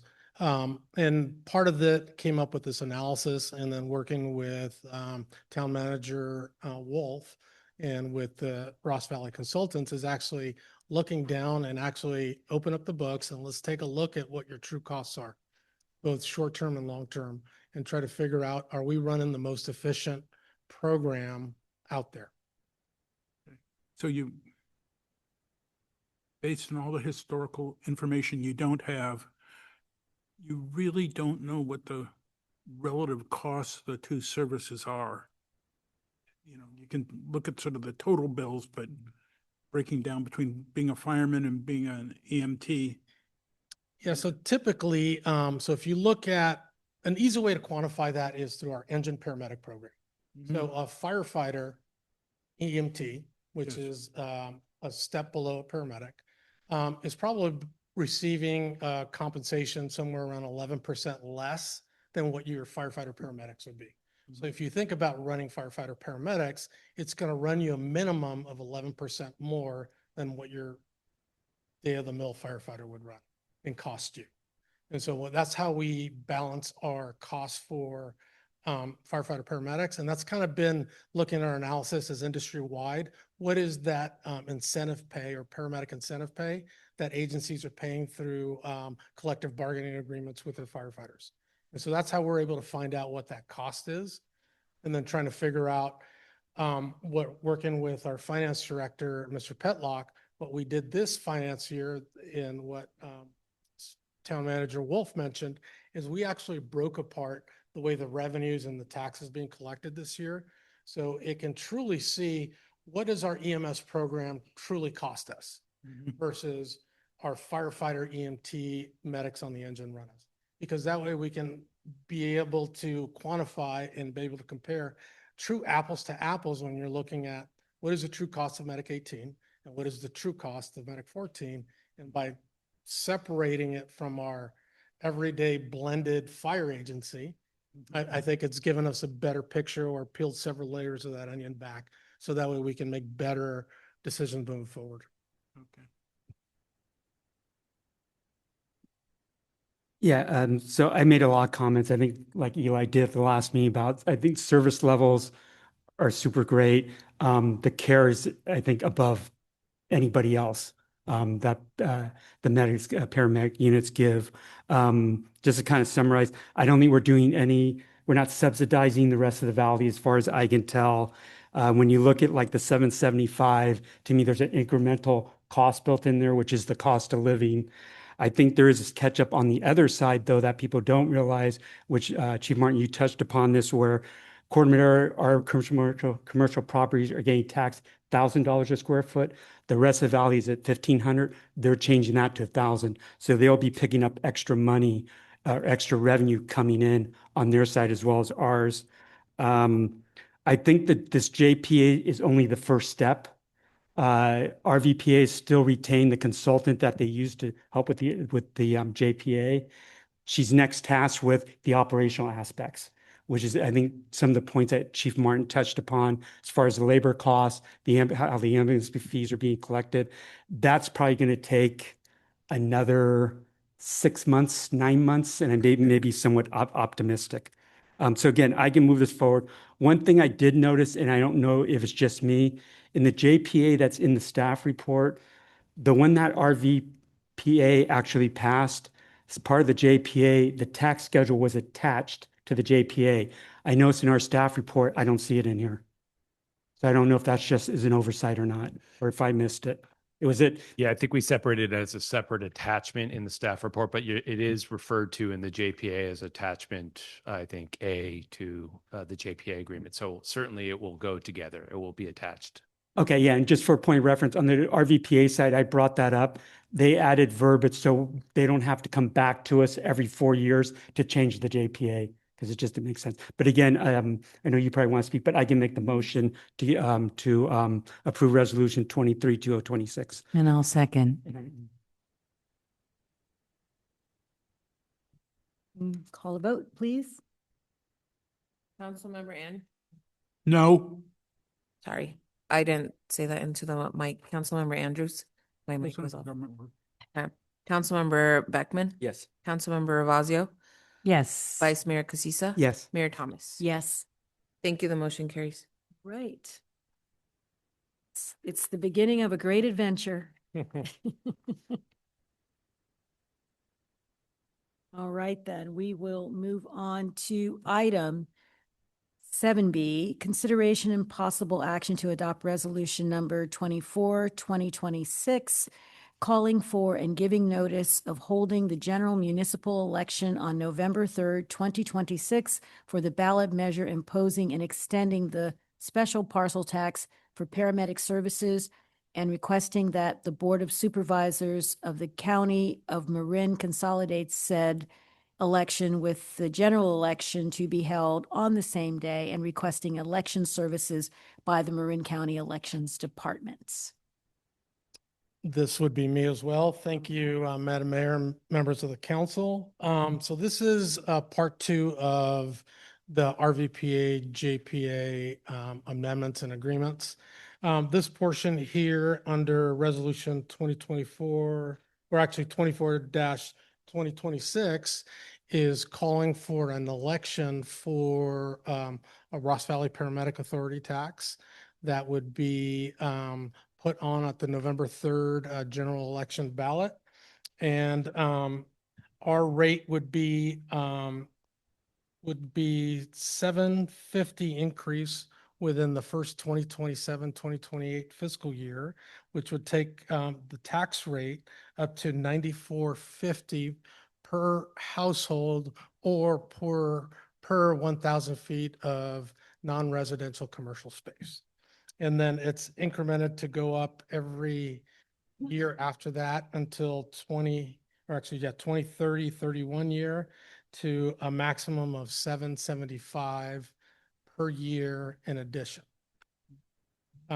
With that, I am here to answer any questions that you may have regarding adding this to the November ballot. Do we have any questions from the dais? Just quick clarification on the tax increases like the 775, 750 on each of the annual years. That's up to, right? And that'd be set by RVPA?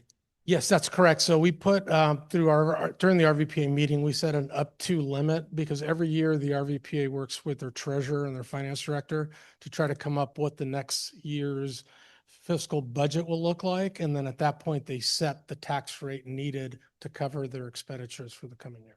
Okay, and then just one last question, because I'm sure the attorneys worked on the verbiage, the ballot version, but this says it's going to generate approximately 786,000 annually. Yes, Is that's that correct. at the end of the 4 years, or is that immediate, or do you know? I think that's at the end of the 4 years. Okay, all right, thanks. That's it. Any other questions? All right, then. Do we have any public comment on this item? See no one in the room, so online?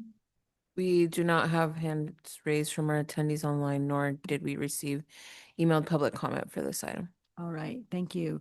So, do you have any, we asked for questions. Now, do we have comments from the dais?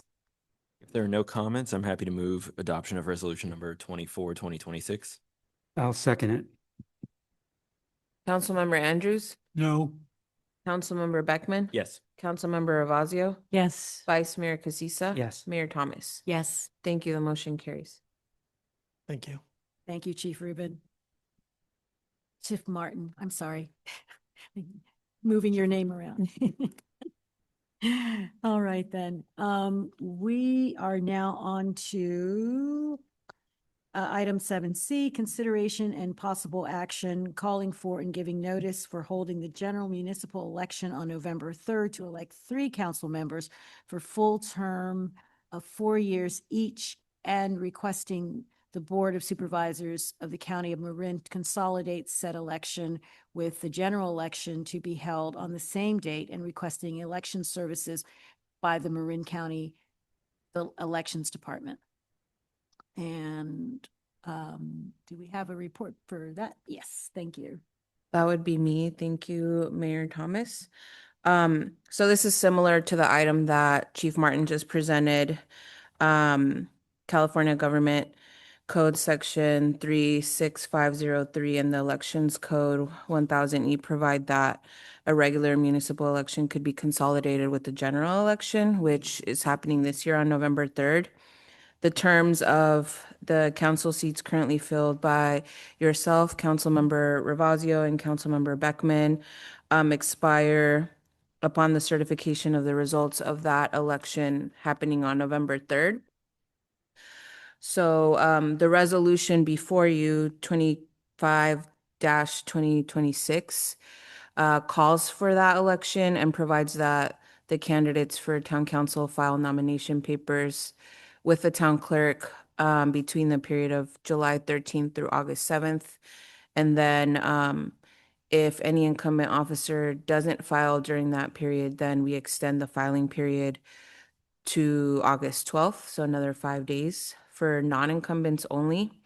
And then additionally, two sections of the elections code require that the council request that the Marin County Board of Supervisors permit their elections official to render specified services relating to conducting that election, and then that they be reimbursed. So we have to request that consolidation of the election by August 7th. And we typically do this every time we have an election. For fiscal impact, the cost for getting these positions on the ballot would be between 12,739 and 21,837, and the costs are heavily influenced by the number of participating jurisdictions. So the more jurisdictions that have items on the ballot, the lower the cost for the town. We would be reimbursing the county. Got it. Okay. Because it is $1.75 to $3 per registered voter. And right now, Corte Madera has 7,279 registered voters as of May 26th. Thank you. And with that, I'm happy to answer any questions you might have. Okay, thank you. Do we have any questions from the dais? I just wanted to repeat on the number of registered voters in Corte Madera. I didn't hear you. 7,279. Thank you. It's a lot, that are of age, because we only have, 10,000 residents altogether? Around there, a little over 10,000. Yeah, that's a lot. Okay. All right, then. Any other questions? All right. Do we have anyone with public comment for this item? No hands raised from our attendees online, and no emailed public comment for this item either. All right, thank you. All right, then. So I bring it back to the dais for a motion. I'll make the motion to approve resolution number 25/2026. Second. Councilmember Andrews?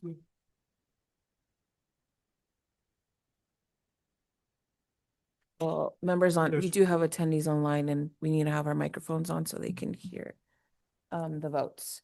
Councilmember Beckman? Yes. Councilmember Ravazio? Yes. Vice Mayor Casissa? Yes. Mayor Thomas? Yes. Thank you. The motion carries. Thank you. All right. Finally, we have item 7D, consideration and possible direction to staff on the proposed amendments to the fiscal year 2026, 2027 operating budget, equipment and technology fund, and parks and rec fund. And for that, we have, We got to change his oh, placard here, but I'll just briefly introduce this, that Mayor Thomas and council members. So as you'll recall, at the last council meeting, we Finance Director Chris Petlaw gave just an overview, introduction of the general, the funds that make up the town's budget. We answered some questions there. This is sort of another discussion item. We're not asking for council to take any action this evening, but it's an opportunity really for the council to see the draft budget amendments. Again, we're sort of mid-cycle in a 2-year budget right now. So the town council did approve a 2-year budget July 1st, 2025. And we're coming back to you now with, as noted in the staff report, there are some significant changes that we're presenting to you tonight. And really, though, focused on the general fund, the equipment technology fund, and the park and rec fund, which we'll be discussing and will be the sort of subject of the budget amendments that are going to be proposed. And so the idea is tonight to get any questions answered, any feedback you have, any sort of things you'd like us to look at over the next week or so before coming back to the council on June 16th where we will have an action item in front of you for potentially approval of the amendments that you see before you this evening, or some variation of that.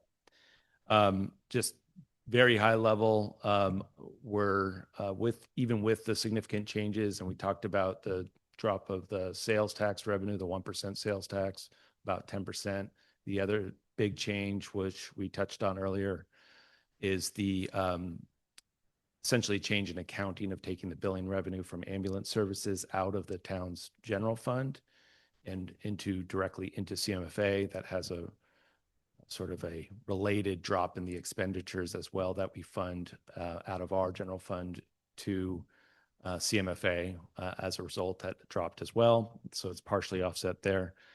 Those are the two main structural changes or larger changes. But, I think at the end of the day, we're still positioned well as a town to continue to provide the level of services and high level of services, and the really, I think, a quite aggressive capital improvement project list that we've had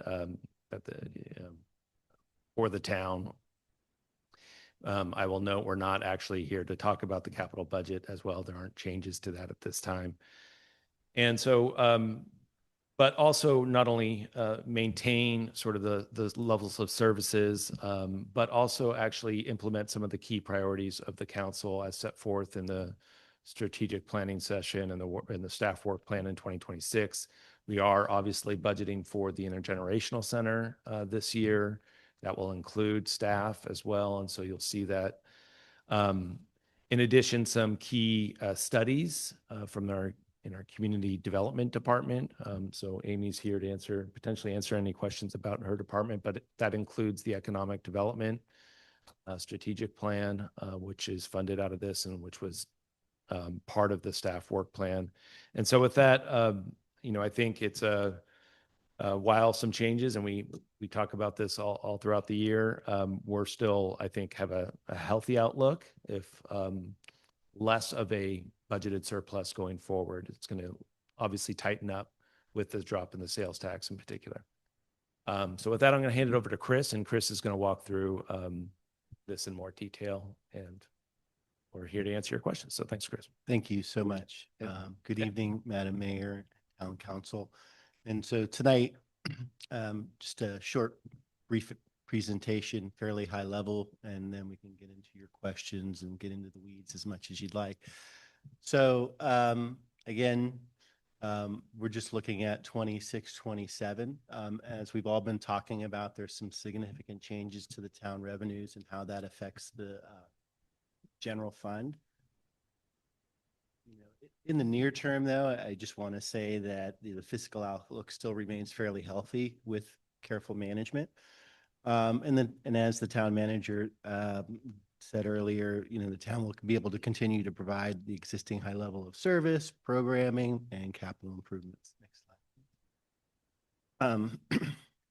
So just again, the town's fiscal year begins on July 1 and ends the following year on June 30th.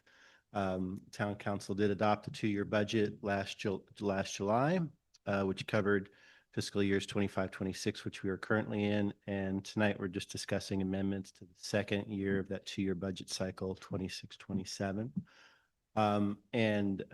We've been providing updates along the way and bringing back reports to council and to the public. Next slide, please. So again, as we've been talking about, the town sales tax consultant has updated or downgraded the sales tax forecast, as we've been talking about, and I think we're all kind of feeling the economic pinch.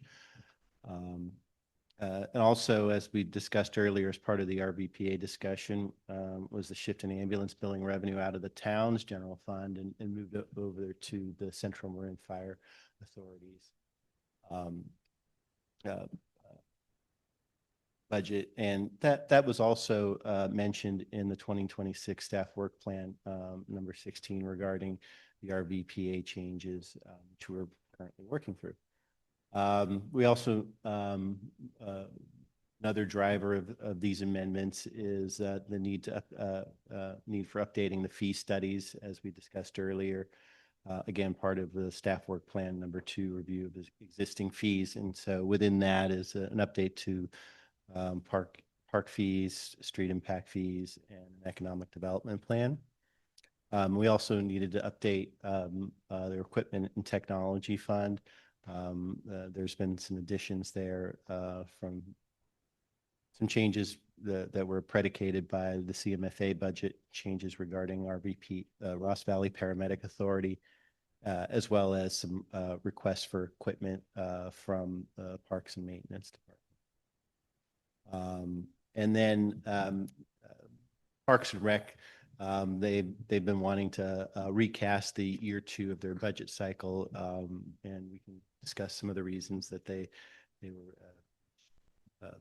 just wanted to recast that for that second year. Next slide, please. So the department heads have all been asked to just review their budgets and bring forward any changes they wanted. And of course, as we just discussed, there's been a lot of changes since we adopted last July. And some of those are the major reductions in sales tax revenue and that shift in ambulance tax revenue. Next slide, please. So here's a pie chart. This is what the this is what the revenues to the town and the general fund looked like at the end of the 24-25 year. And again, as you can see, it's 1/3 sales tax, about 1/3 property tax, and then about another third of a fairly mixed bag of revenues. So this is obviously changing based on some of the things we discussed already. Next slide, please.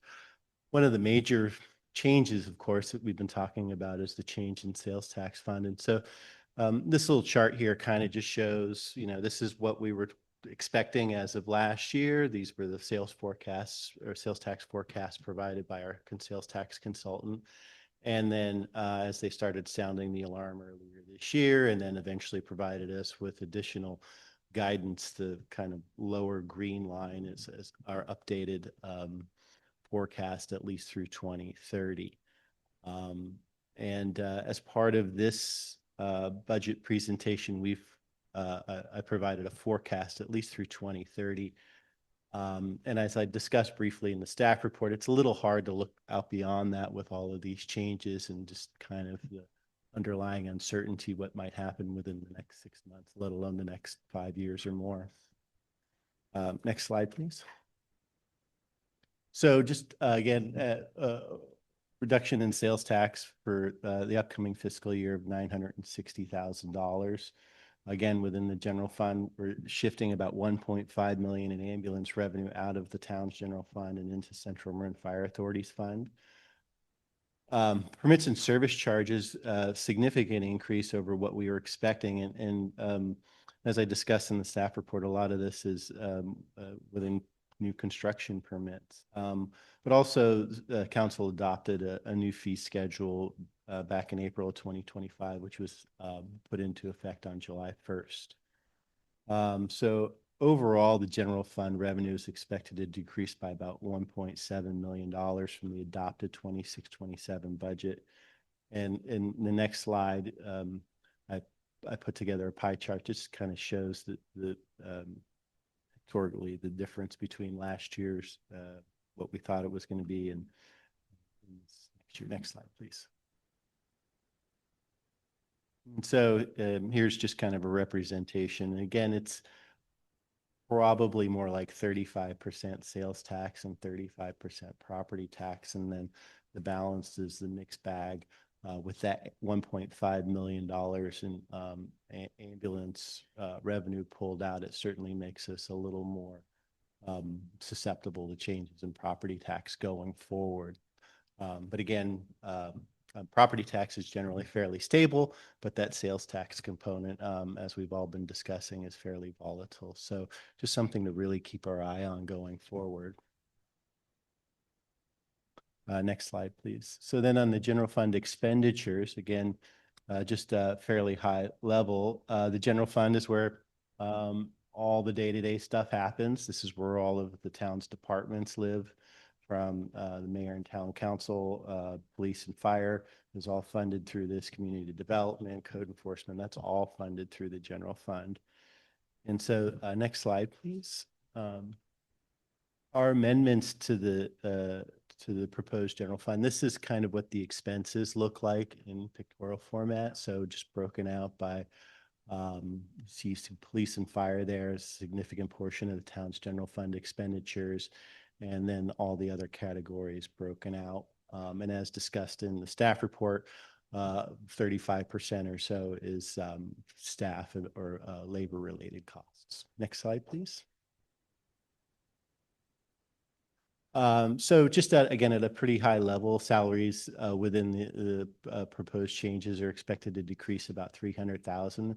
And a lot of this is related to turnover and expectations of some savings in delays in filing vacant positions. Central Marin Police Authority decreased about $215,000. And again, this was just, we didn't know what their actual budget was going to be, so we guessed based upon past performance. And their actual budget came, police authorities, the actual budget came in about 215,000 less than what we had forecasted.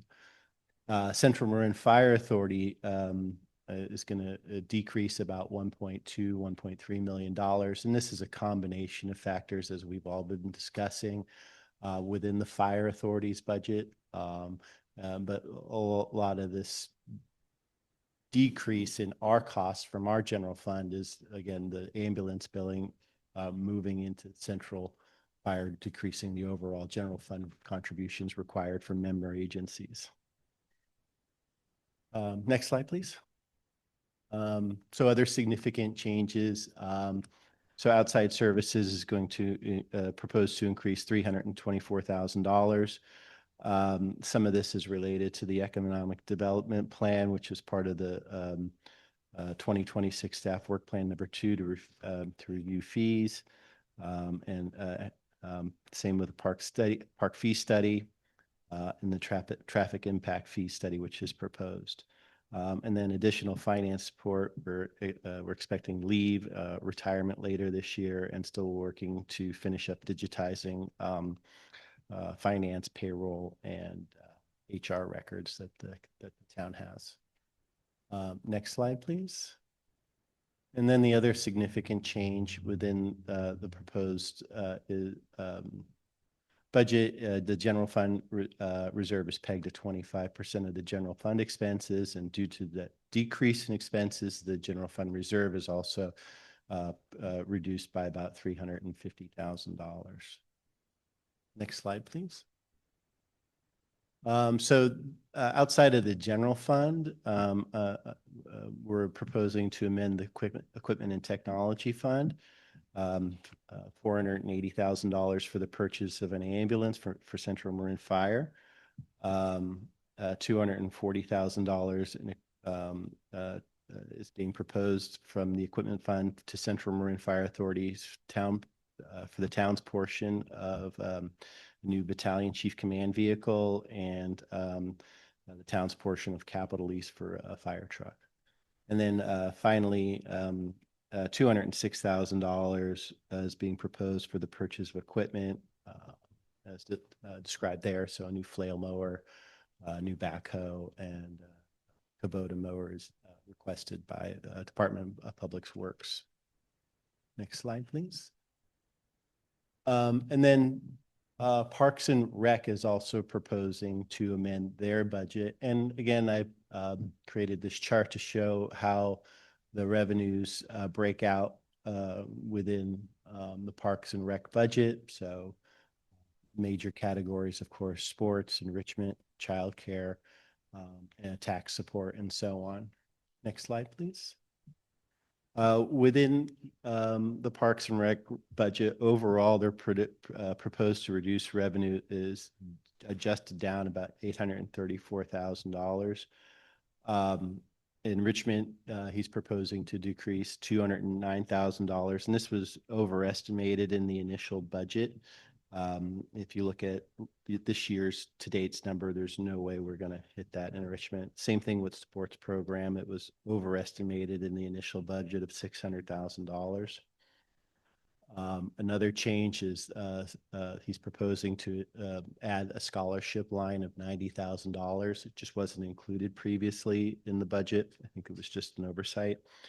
Talking with the Parks Director, that scholarship fund he proposes about 80% will go to school child care and 20% to adult programs. And then also added was about $62,000 for intergenerational center planning. And again, this was part of the staff work plan number 34. Next slide, please. Park and Rec Fund. So overall proposed expenses within the Park and Rec Fund down about $500,000. The Park and Rec Director's salary has been moved into rec operations. The enrichment and sports program, the sports and enrichment programs, they've had their costs reduced proportionally to the revenue reduction. Not And then also within the intergenerational center, we've added $285,000 for one full-time coordinator, and then costs related to expected instructors and program costs. And then finally, childcare, he's proposing to add one full-time coordinator to help fill the help with childcare programs. Next slide, please. And then again, this is how the expenses kind of break out within the Parks and Rec Department. And as you can see, these are similar breakouts to how revenue comes in with sports and enrichment, really kind of having the lion's share of the expenses, and that's for just the cost of running those programs. And next slide, please. So overall, the proposed budget amendments, they're taking into account some significant changes that we've been discussing. Changing its expenses while keeping the town on stable financial footing with a balanced budget. That's my presentation, and I'm here to answer any of your questions. And we also have some of our directors here and available to answer your questions if I don't know. Do we have any questions from the dais? Yeah, I can start. I just have actually just one question that I'd really love to know the answer for, and I don't know whether you know it or not, but the 11% decline in sales tax revenue that's predicted for 26-27, can you break that down? How much of that is just market malaise and kind of forces of people not shopping as much versus our extensive number of vacant commercial square footage? What's causing that decline in Corte Madera to be predicted? We've talked a lot about it. I think a lot of it's really in auto sales. You know, I think there was auto sales. Okay. You know, I think that's the lion's share in dollars that the town is seeing. But then, you know, how is that looking forward? I mean, we see gas prices going through the roof, and we know one of our largest collectors are the electric car dealers here in town. I don't want to drop any names, but so it's really hard to say. It's really hard, and even like providing the outlook out to 2030, it's so difficult other than the things that are solid, like property tax and other kinds of revenues that seem fairly steady going along. That increase in permit revenues, I mean, I have no idea if that's going to continue on like that. It was construction permits. Will that follow through on all the other stuff coming up? It's our best guess. So I don't have a great answer for you, council member. And just one other, if I could, on the pretty sizable chunk of expenses for outside services, is that broken down into what areas? Because I think there are areas where we could hire some additional outside services, and I'm wondering what percentage of those services are already going towards those kind of things. So I don't need an answer right now, but I would like to know how to look into that. Well, in this exercise, I really just addressed the increases. A lot of the underlying outside services are things that aren't just happening day in and day out, that we, like the maintenance, a lot of that's done, turf maintenance is done by an outside contractor, median maintenance. So that's a large chunk of that outside services, accounting services for the audit, for example. Town attorney, for example, is another chunk of that. So I can definitely get a more detailed report for you, other than what I know anecdotally and from going through the budget. And then, of course, what I addressed in the increases regarding those fee studies that we. So this would cover and include design services, graphic design, those kind of things that. Janitorial. And is there budget for those kinds of things moving forward? I mean, is it all called for, or is that fund kind of something that is assigned throughout the year? I don't really do any of that part. I just collect the information from the town manager and the department heads. And I think if you had some of that, I would direct you to them rather than me. I try not to spend a nickel, so. Man after my own. And I just want to say, I really love the rainbow background. I don't know if that was Pride Month or not, but the nice, subtle, bright colors on a financial report, I like it. Thank you. It helps. It helps. Mayor Thomas, if I may, Chris, if you wouldn't mind, we do have people online, so you have to. Thank you. Could speak clearly into the microphone so they can hear you better, please. Sorry. Appreciate that. Councilmember Casissa, do you have something? Yeah, I have a couple. On the general fund reserve, we're decreasing that, but I thought that our policy said that the fund is between 25 and 30%. Somehow I didn't think we pegged it to 25%, or am I wrong on that? No, I think that the policy is 25% as a minimum with a goal of 30%. So, unless there's council direction, you want to increase it, we would be happy to hear from the council if that's something they want to do. Or we're decreasing it, right? No, it's staying at 25%.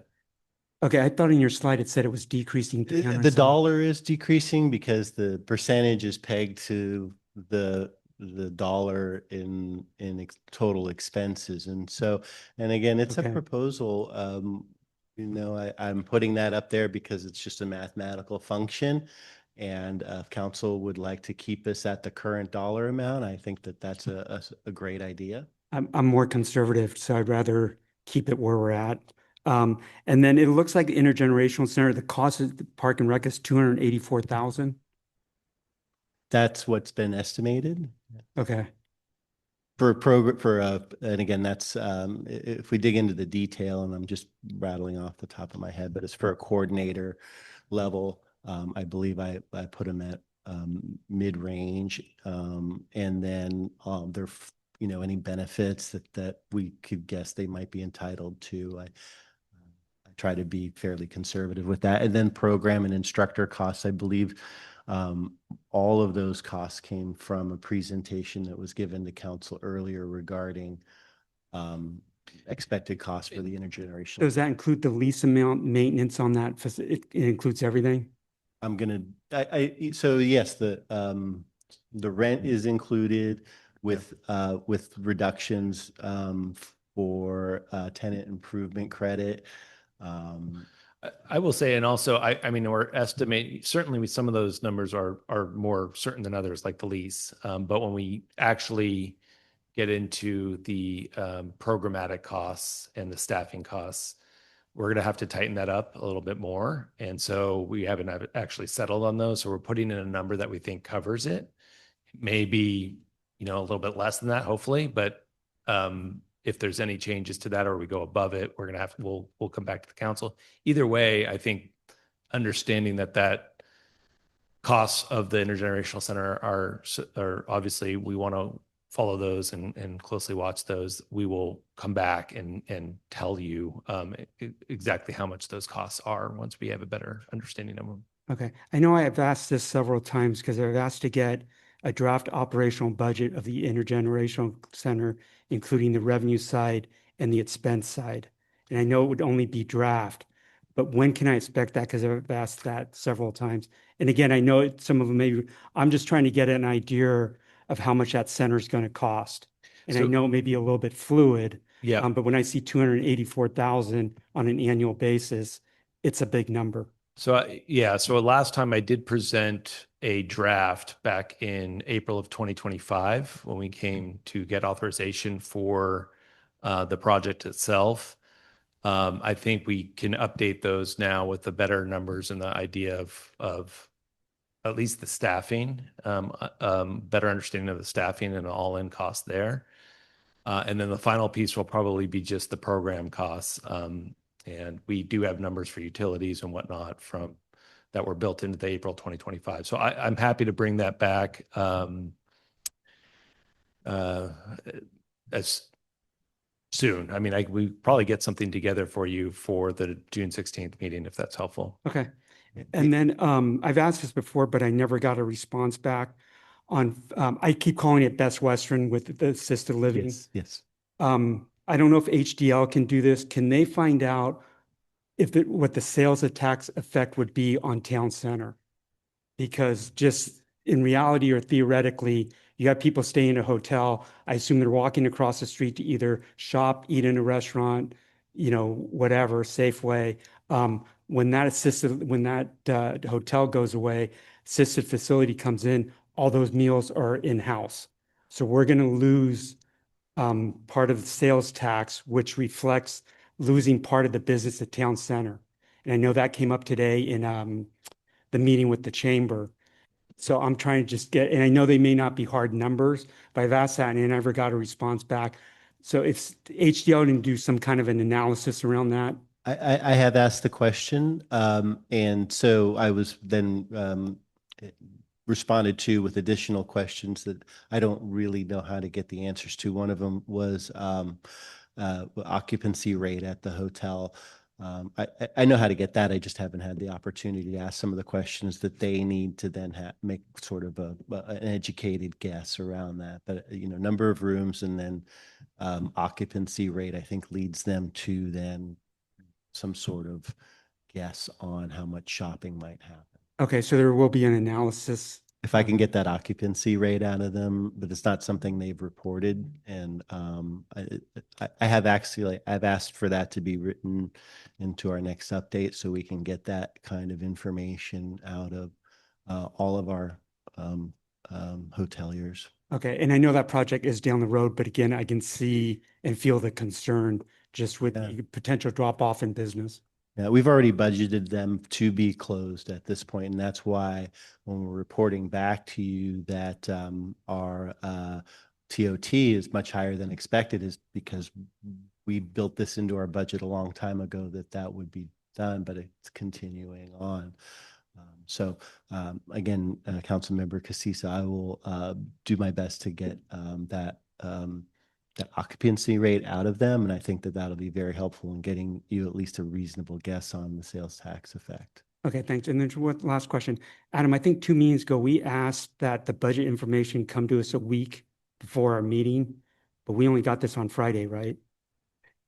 Yeah, so that's why we're bringing this to you in draft form. It's actually about 2.5 weeks before we're actually asking you to have an action related to this item. So I was this is intended to actually be that review period well in advance of actually taking action on this item. Get your questions out, let you digest the information, and then we'll bring it back for action. So we'll have another opportunity for any changes at the next meeting. Yeah, well, it's going to be essentially a repeat with some of this is why we're asking if there's additional information we can bring to you for the next meeting. We will endeavor to do that as best we can in the next couple of weeks. And then you will obviously have another opportunity to consider the budget amendments, but we are going to propose an action item where you would to consider adoption of the amendments. But we would still have the opportunity for changes at that meeting. Because again, it's hard to digest this stuff when we get it on a Friday and the meeting's on a Tuesday. Okay. Yeah. I mean, if there's things that you're considering right now, absolutely. I mean, you can propose that we'll bring this back to the council. We would love to hear from you before the next meeting, if at all possible. So within the next week, so that we can start to prepare any analysis that may be needed or information to the council that before the next meeting so that the entire council can be aware of. Okay. And then Chris, can you send at least me the PowerPoint because I think that helps nail down some of the stuff. Yeah, Thank you. absolutely. Sure. I will say I did receive it earlier today. It is on the website. So I'll send all of you the link to access it directly. Thank you. And if I could just say one thing, I really do appreciate the extra time being spent on the budget. I think the old way of doing it, where it was all jammed into 1 or 2 meetings, it always felt like, brain on fire time. So I think getting into it gradually and talking about these things will make the actual budget meetings much more productive. Yeah, thanks. Councilman Andrews, do you have a question? Okay. Just a few quick ones. Parks and Rec, what is enrichment? I asked him a million questions and that was not one. Former Parks and Rec commissioners. It's all the activities that are promoted to kids, the catalog. Okay. All the dance and the. Great. the- Cool. All the programming. Okay, thank you. community. Next question, Parks and Rec, why is sports revenue down so hard?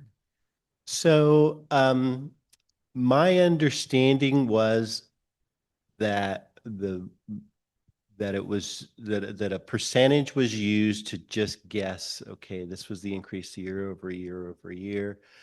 The person that was here doing that analysis, I don't think realized the uptick that happened after COVID. Okay. And just kind of followed that Okay, so percentage bad rolling. extrapolation.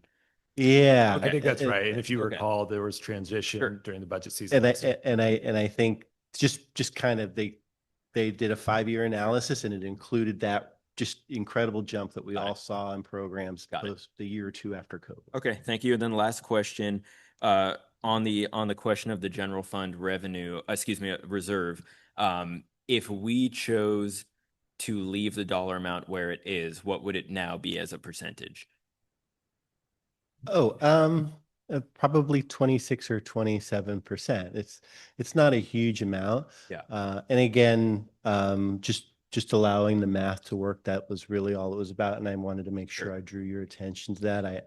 I have a feeling folks here are very conservative, and I agree with that. I think that the effect is really on the unallocated fund balance that you find at the very bottom. Yeah. That's really what the effect is just tying up a little more of the unallocated. Okay, thank you.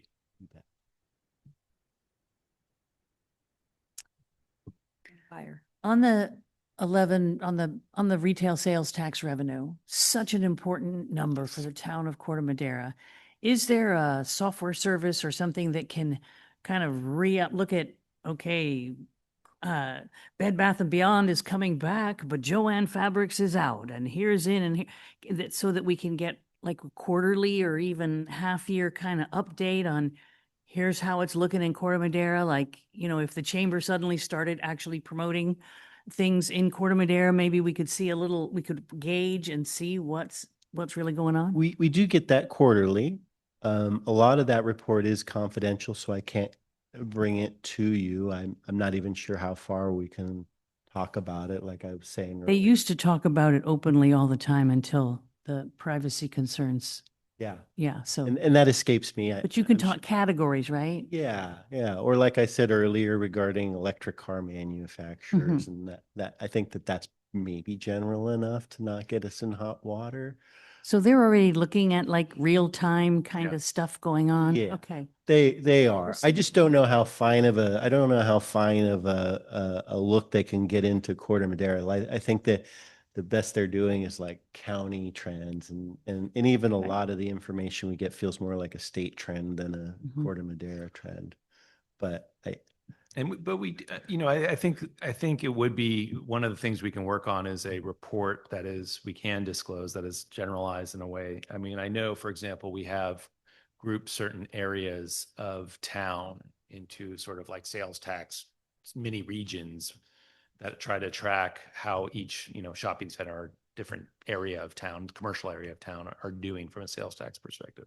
I don't see any problem necessarily with sharing some of that. So maybe, and Amy's here, this is great. So, because I think it's more just a time consideration of figuring out how to get HDL to produce some of the reports in a way that can be disclosed, and making sure that we're vetting that properly, but ultimately getting maybe a little bit finer grained analysis for the council when we send the quarterlies out. In preparation for this, I spent hours combing through the reports, looking for stuff that I could share. And at the bottom, 99% of it says confidential, do not share. So I just want to be respectful of that. Yeah, I would just be careful doing that, just because if you think about it, if you take one area, which is on the east side, there's only one mall over there. So if you just took that, you can figure, somebody's going to figure out how much sales tax that mall's generating. No, absolutely. I mean, we have our consultants are very much aware of this, and we can ask them those questions of like, do it so we can disclose it. And if I could, Mayor, just one parting comment on this. I hope everybody saw Marin Lately, which is a satirical publication written up in the New York Times. They called Corte Madera the new Ottoman Empire because we are the kings and queens of furniture and cushy mattresses and great bedding, and we should sell ourselves that way. And I thought that's a great idea. So those of you working on the chamber, there's some great ideas for how to promote Corte Madera.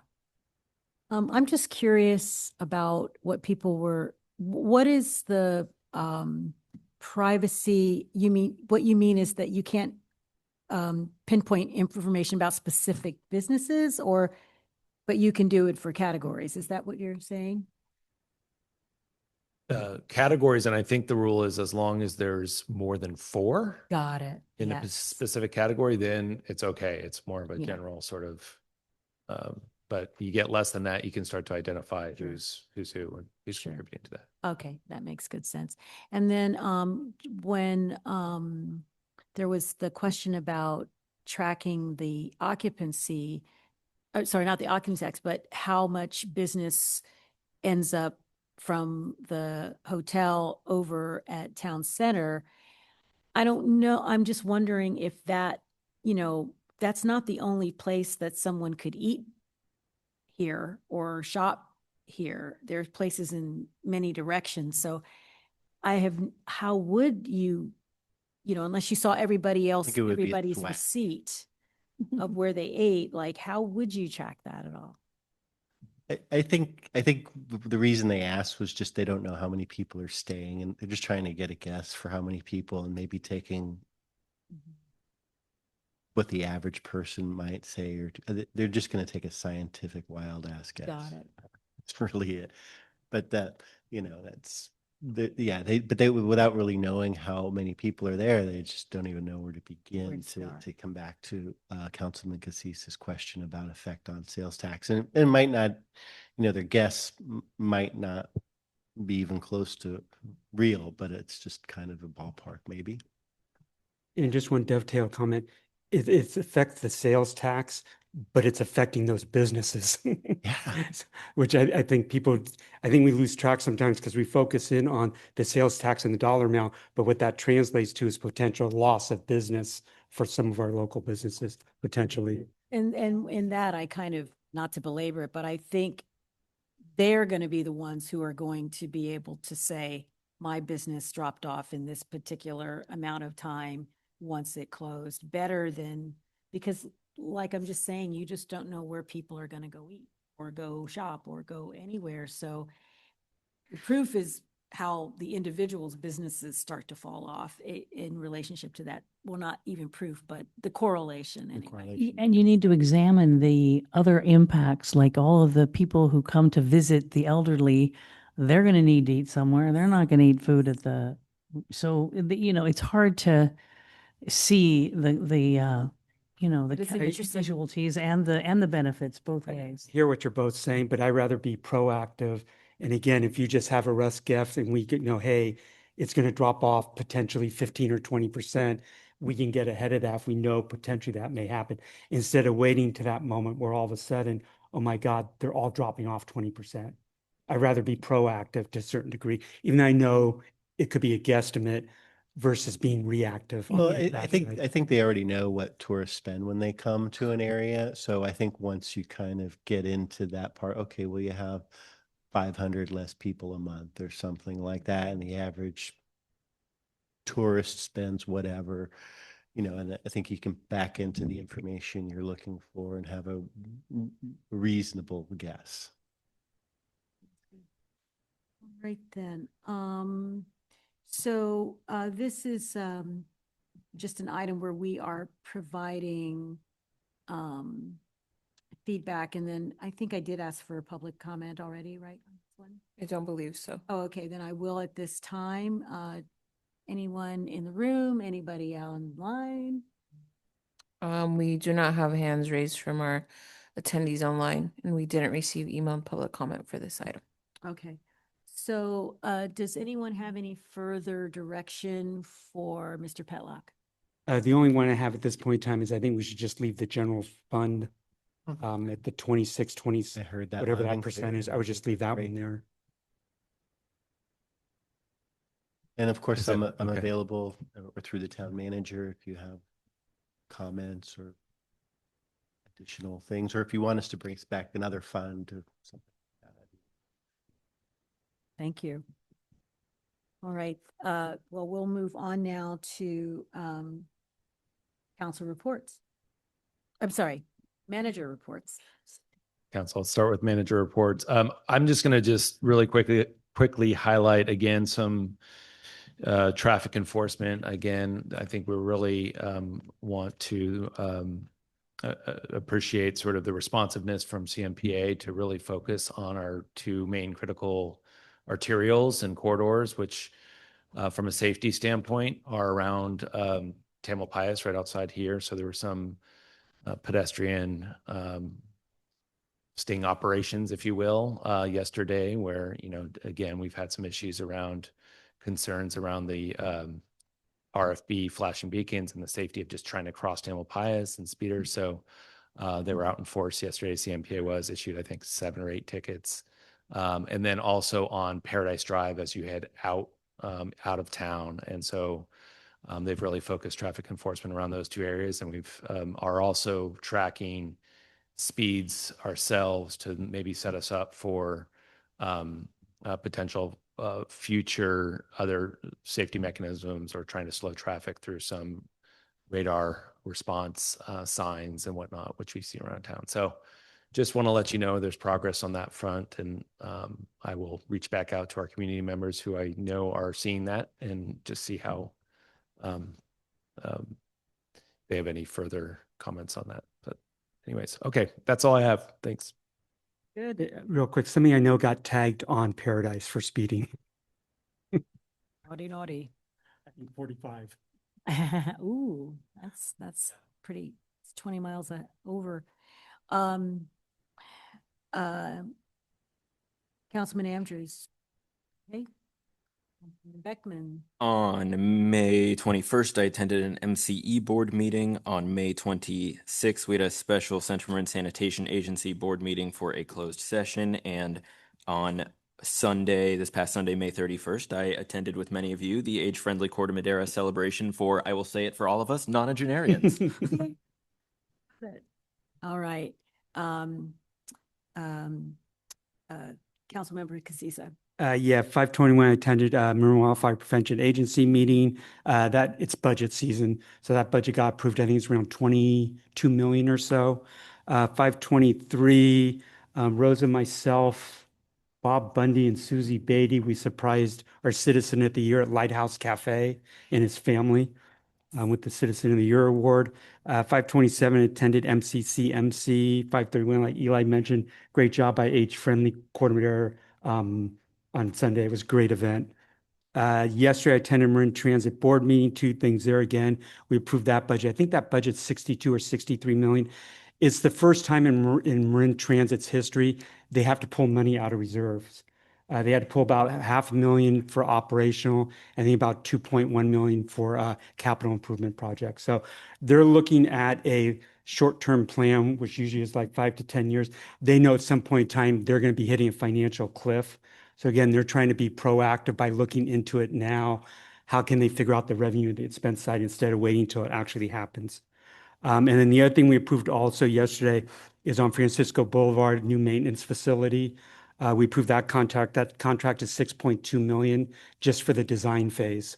And that design phase is an 18-month process. And then construction will start, and that project is supposed to finish, I think, in 2030. Big is it? I can't remember. It's right across from the car wash on Francisco Boulevard. That project, I can't remember if it was funded at 35 million, I think. Yeah. They've been looking for 10 years for another maintenance facility. It's hard to find land in Marin County. So, and I think that's it. Right, Councilmember Ravazio. Okay, just a couple things. We had a really interesting MCCMC Legislative Committee. We're now meeting back in person at the new Larkspur Library, which has a great public meeting room that you can go to even when the library is closed. It's a critical time of year for new bills. I'm usually pretty bored because the ones I like never get through and the ones I don't like always seem to get through. But Damon Conley's working on a series of things that are about giving a break to small cities on some of these bills so that if you're under a certain number, and that number's really being bantered around, is it 15, is it 20? But if you're under a certain number, the rules will apply differently. So for instance, the public records request, which puts our staff through such crazy hoops to jump, and we would get some relief from certain things on certain bills in housing and so forth. So I love the way they're looking at it as a not just one bill, but a way to make sure all the bills are considerate of small towns. Loved that whole initiative. And then the only other thing, I don't know if this is appropriate or not, but I do want to apologize for the I guess indiscretion in me counseling with somebody who I should not have, who shared my, I had a confidentiality commitment, and I didn't realize I was violating it because I thought I was within our circle, but I was not. And so I do apologize for the grief and stress that caused this week. On the what I'm hoping is the flip side of it, I have been looking into what it might involve to have an open space commission or committee in Corte Madera, as many of our neighboring communities do. We do have a free pro bono guy who started the San Anselmo Open Space Committee, who's willing to come in and talk to us about what it would take. Our neighboring communities of Tiburon and Larkspur have just had great success with open space acquisitions, not only for their community, but as economic development for all the people who want to come here and hike and enjoy the great nature that's here. And I don't think there's any reason why Corte Madera couldn't enjoy that same kind of success, protecting our open spaces, trails, steps, and pathways. So hoping when the mid-year work plan comes up, we'll be able to talk a little bit more about that. And then MHIP is really working hard on stopping cannabis retail up in Novato, new prevention strategies, the big cigar problem in Marin, which I guess there's a plan now at the Redwood High School graduation, where it's become a tradition for the dads and the sons to all pull out a cigar after graduation and sit and smoke right on the field at Redwood. There's a group, just to warn you, that's trying to get the police to show up and shut down the cigars, because I guess technically it's legal because it's on public school ground. I don't know, but there's a lot of activity in that space right now. Interesting. And that is my report. Thank you, Mayor. I'm sorry, I just want to add one more thing because I forgot and I apologize. At MCCMC, our Rebecca, she was recognized for, I think, her 10 years of, she's already blushing, her 10 years of service to MCCMC. So she got a lot of kudos from council members, mayors, from throughout Marin County about the great work she did with MCCMC. So it was well deserved. Hear, hear. I hope that you enjoyed the gift. I heard it was relaxation oriented. So, excuse me? Well, very well deserved. And I had on May 27th, the TAM Countywide Transportation Plan Orientation session that was for all of the newer TAM commissioners to get a big overview of that plan, which I think is, maybe 3 or 4 years old. But for us new people, we needed to get a taste of it to know how and they wanted us to have a sense of, when we're looking at local roadways, how it feeds into that overall plan. So it was a very nice orientation. 527, I also was at MCCMC. We took a tour of Hamilton, their housing, their pet food bakery, which they distribute this pet food, these treats all over the country. I didn't realize it was such a big operation. It was very, very impressive. And food was prepared by resident trainees. They have a program there that trains people in hospitality and food service, and the food was very, very delicious. And then on the 28th, I attended the Corte Madera historical quilt presentation by Richard Block, the program director of the Corte Madera History Center, which is absolutely wonderful presentation. If you all get the opportunity to attend it, I know there are going to be more of them. And then I too, on May 31st, attended the event honoring our citizens 90 years and better. And it was a really, really lovely, lovely time. And one thing to note, Rosa was the Sang. singer and sang It's a Wonderful Life and did a fantastic job. We have a new Star is Born in Corte Madera. Every time she sings, people are like, oh my God, she actually sings. So maybe you're our revenue source. Let's get you out on it. And I do have the video available if anybody wants it. Oh, send it to me. I haven't seen it. Or maybe not. Sometimes you see this, you go, oh my God, who was that? All right, then. We will review the draft agenda for Tuesday, June 16th. Does anyone have anything they'd like to add to that agenda? No. All right. Well, before we adjourn this evening, I would like to take a moment to honor the memory of a former council member, Mike Boland, whose recent passing is a great loss to his family, friends, and the Corte Madera community. Mike served on the Corte Madera Town Council from 1976 to 1984, including serving as mayor from 81 to 82.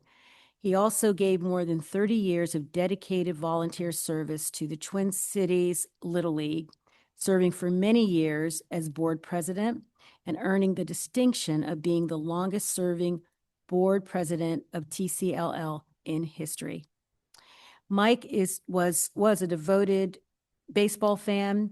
Those who knew him may remember him for his baseball quotes he often shared with others, sometimes humorous, sometimes thoughtful, and always true to who he was.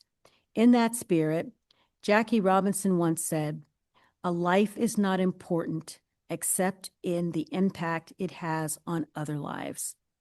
By that measure, Mike's impact on his community was both meaningful and lasting.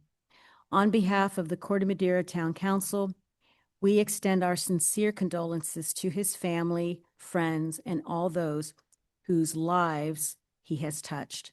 Tonight's meeting is adjourned in the memory of Mike Boland.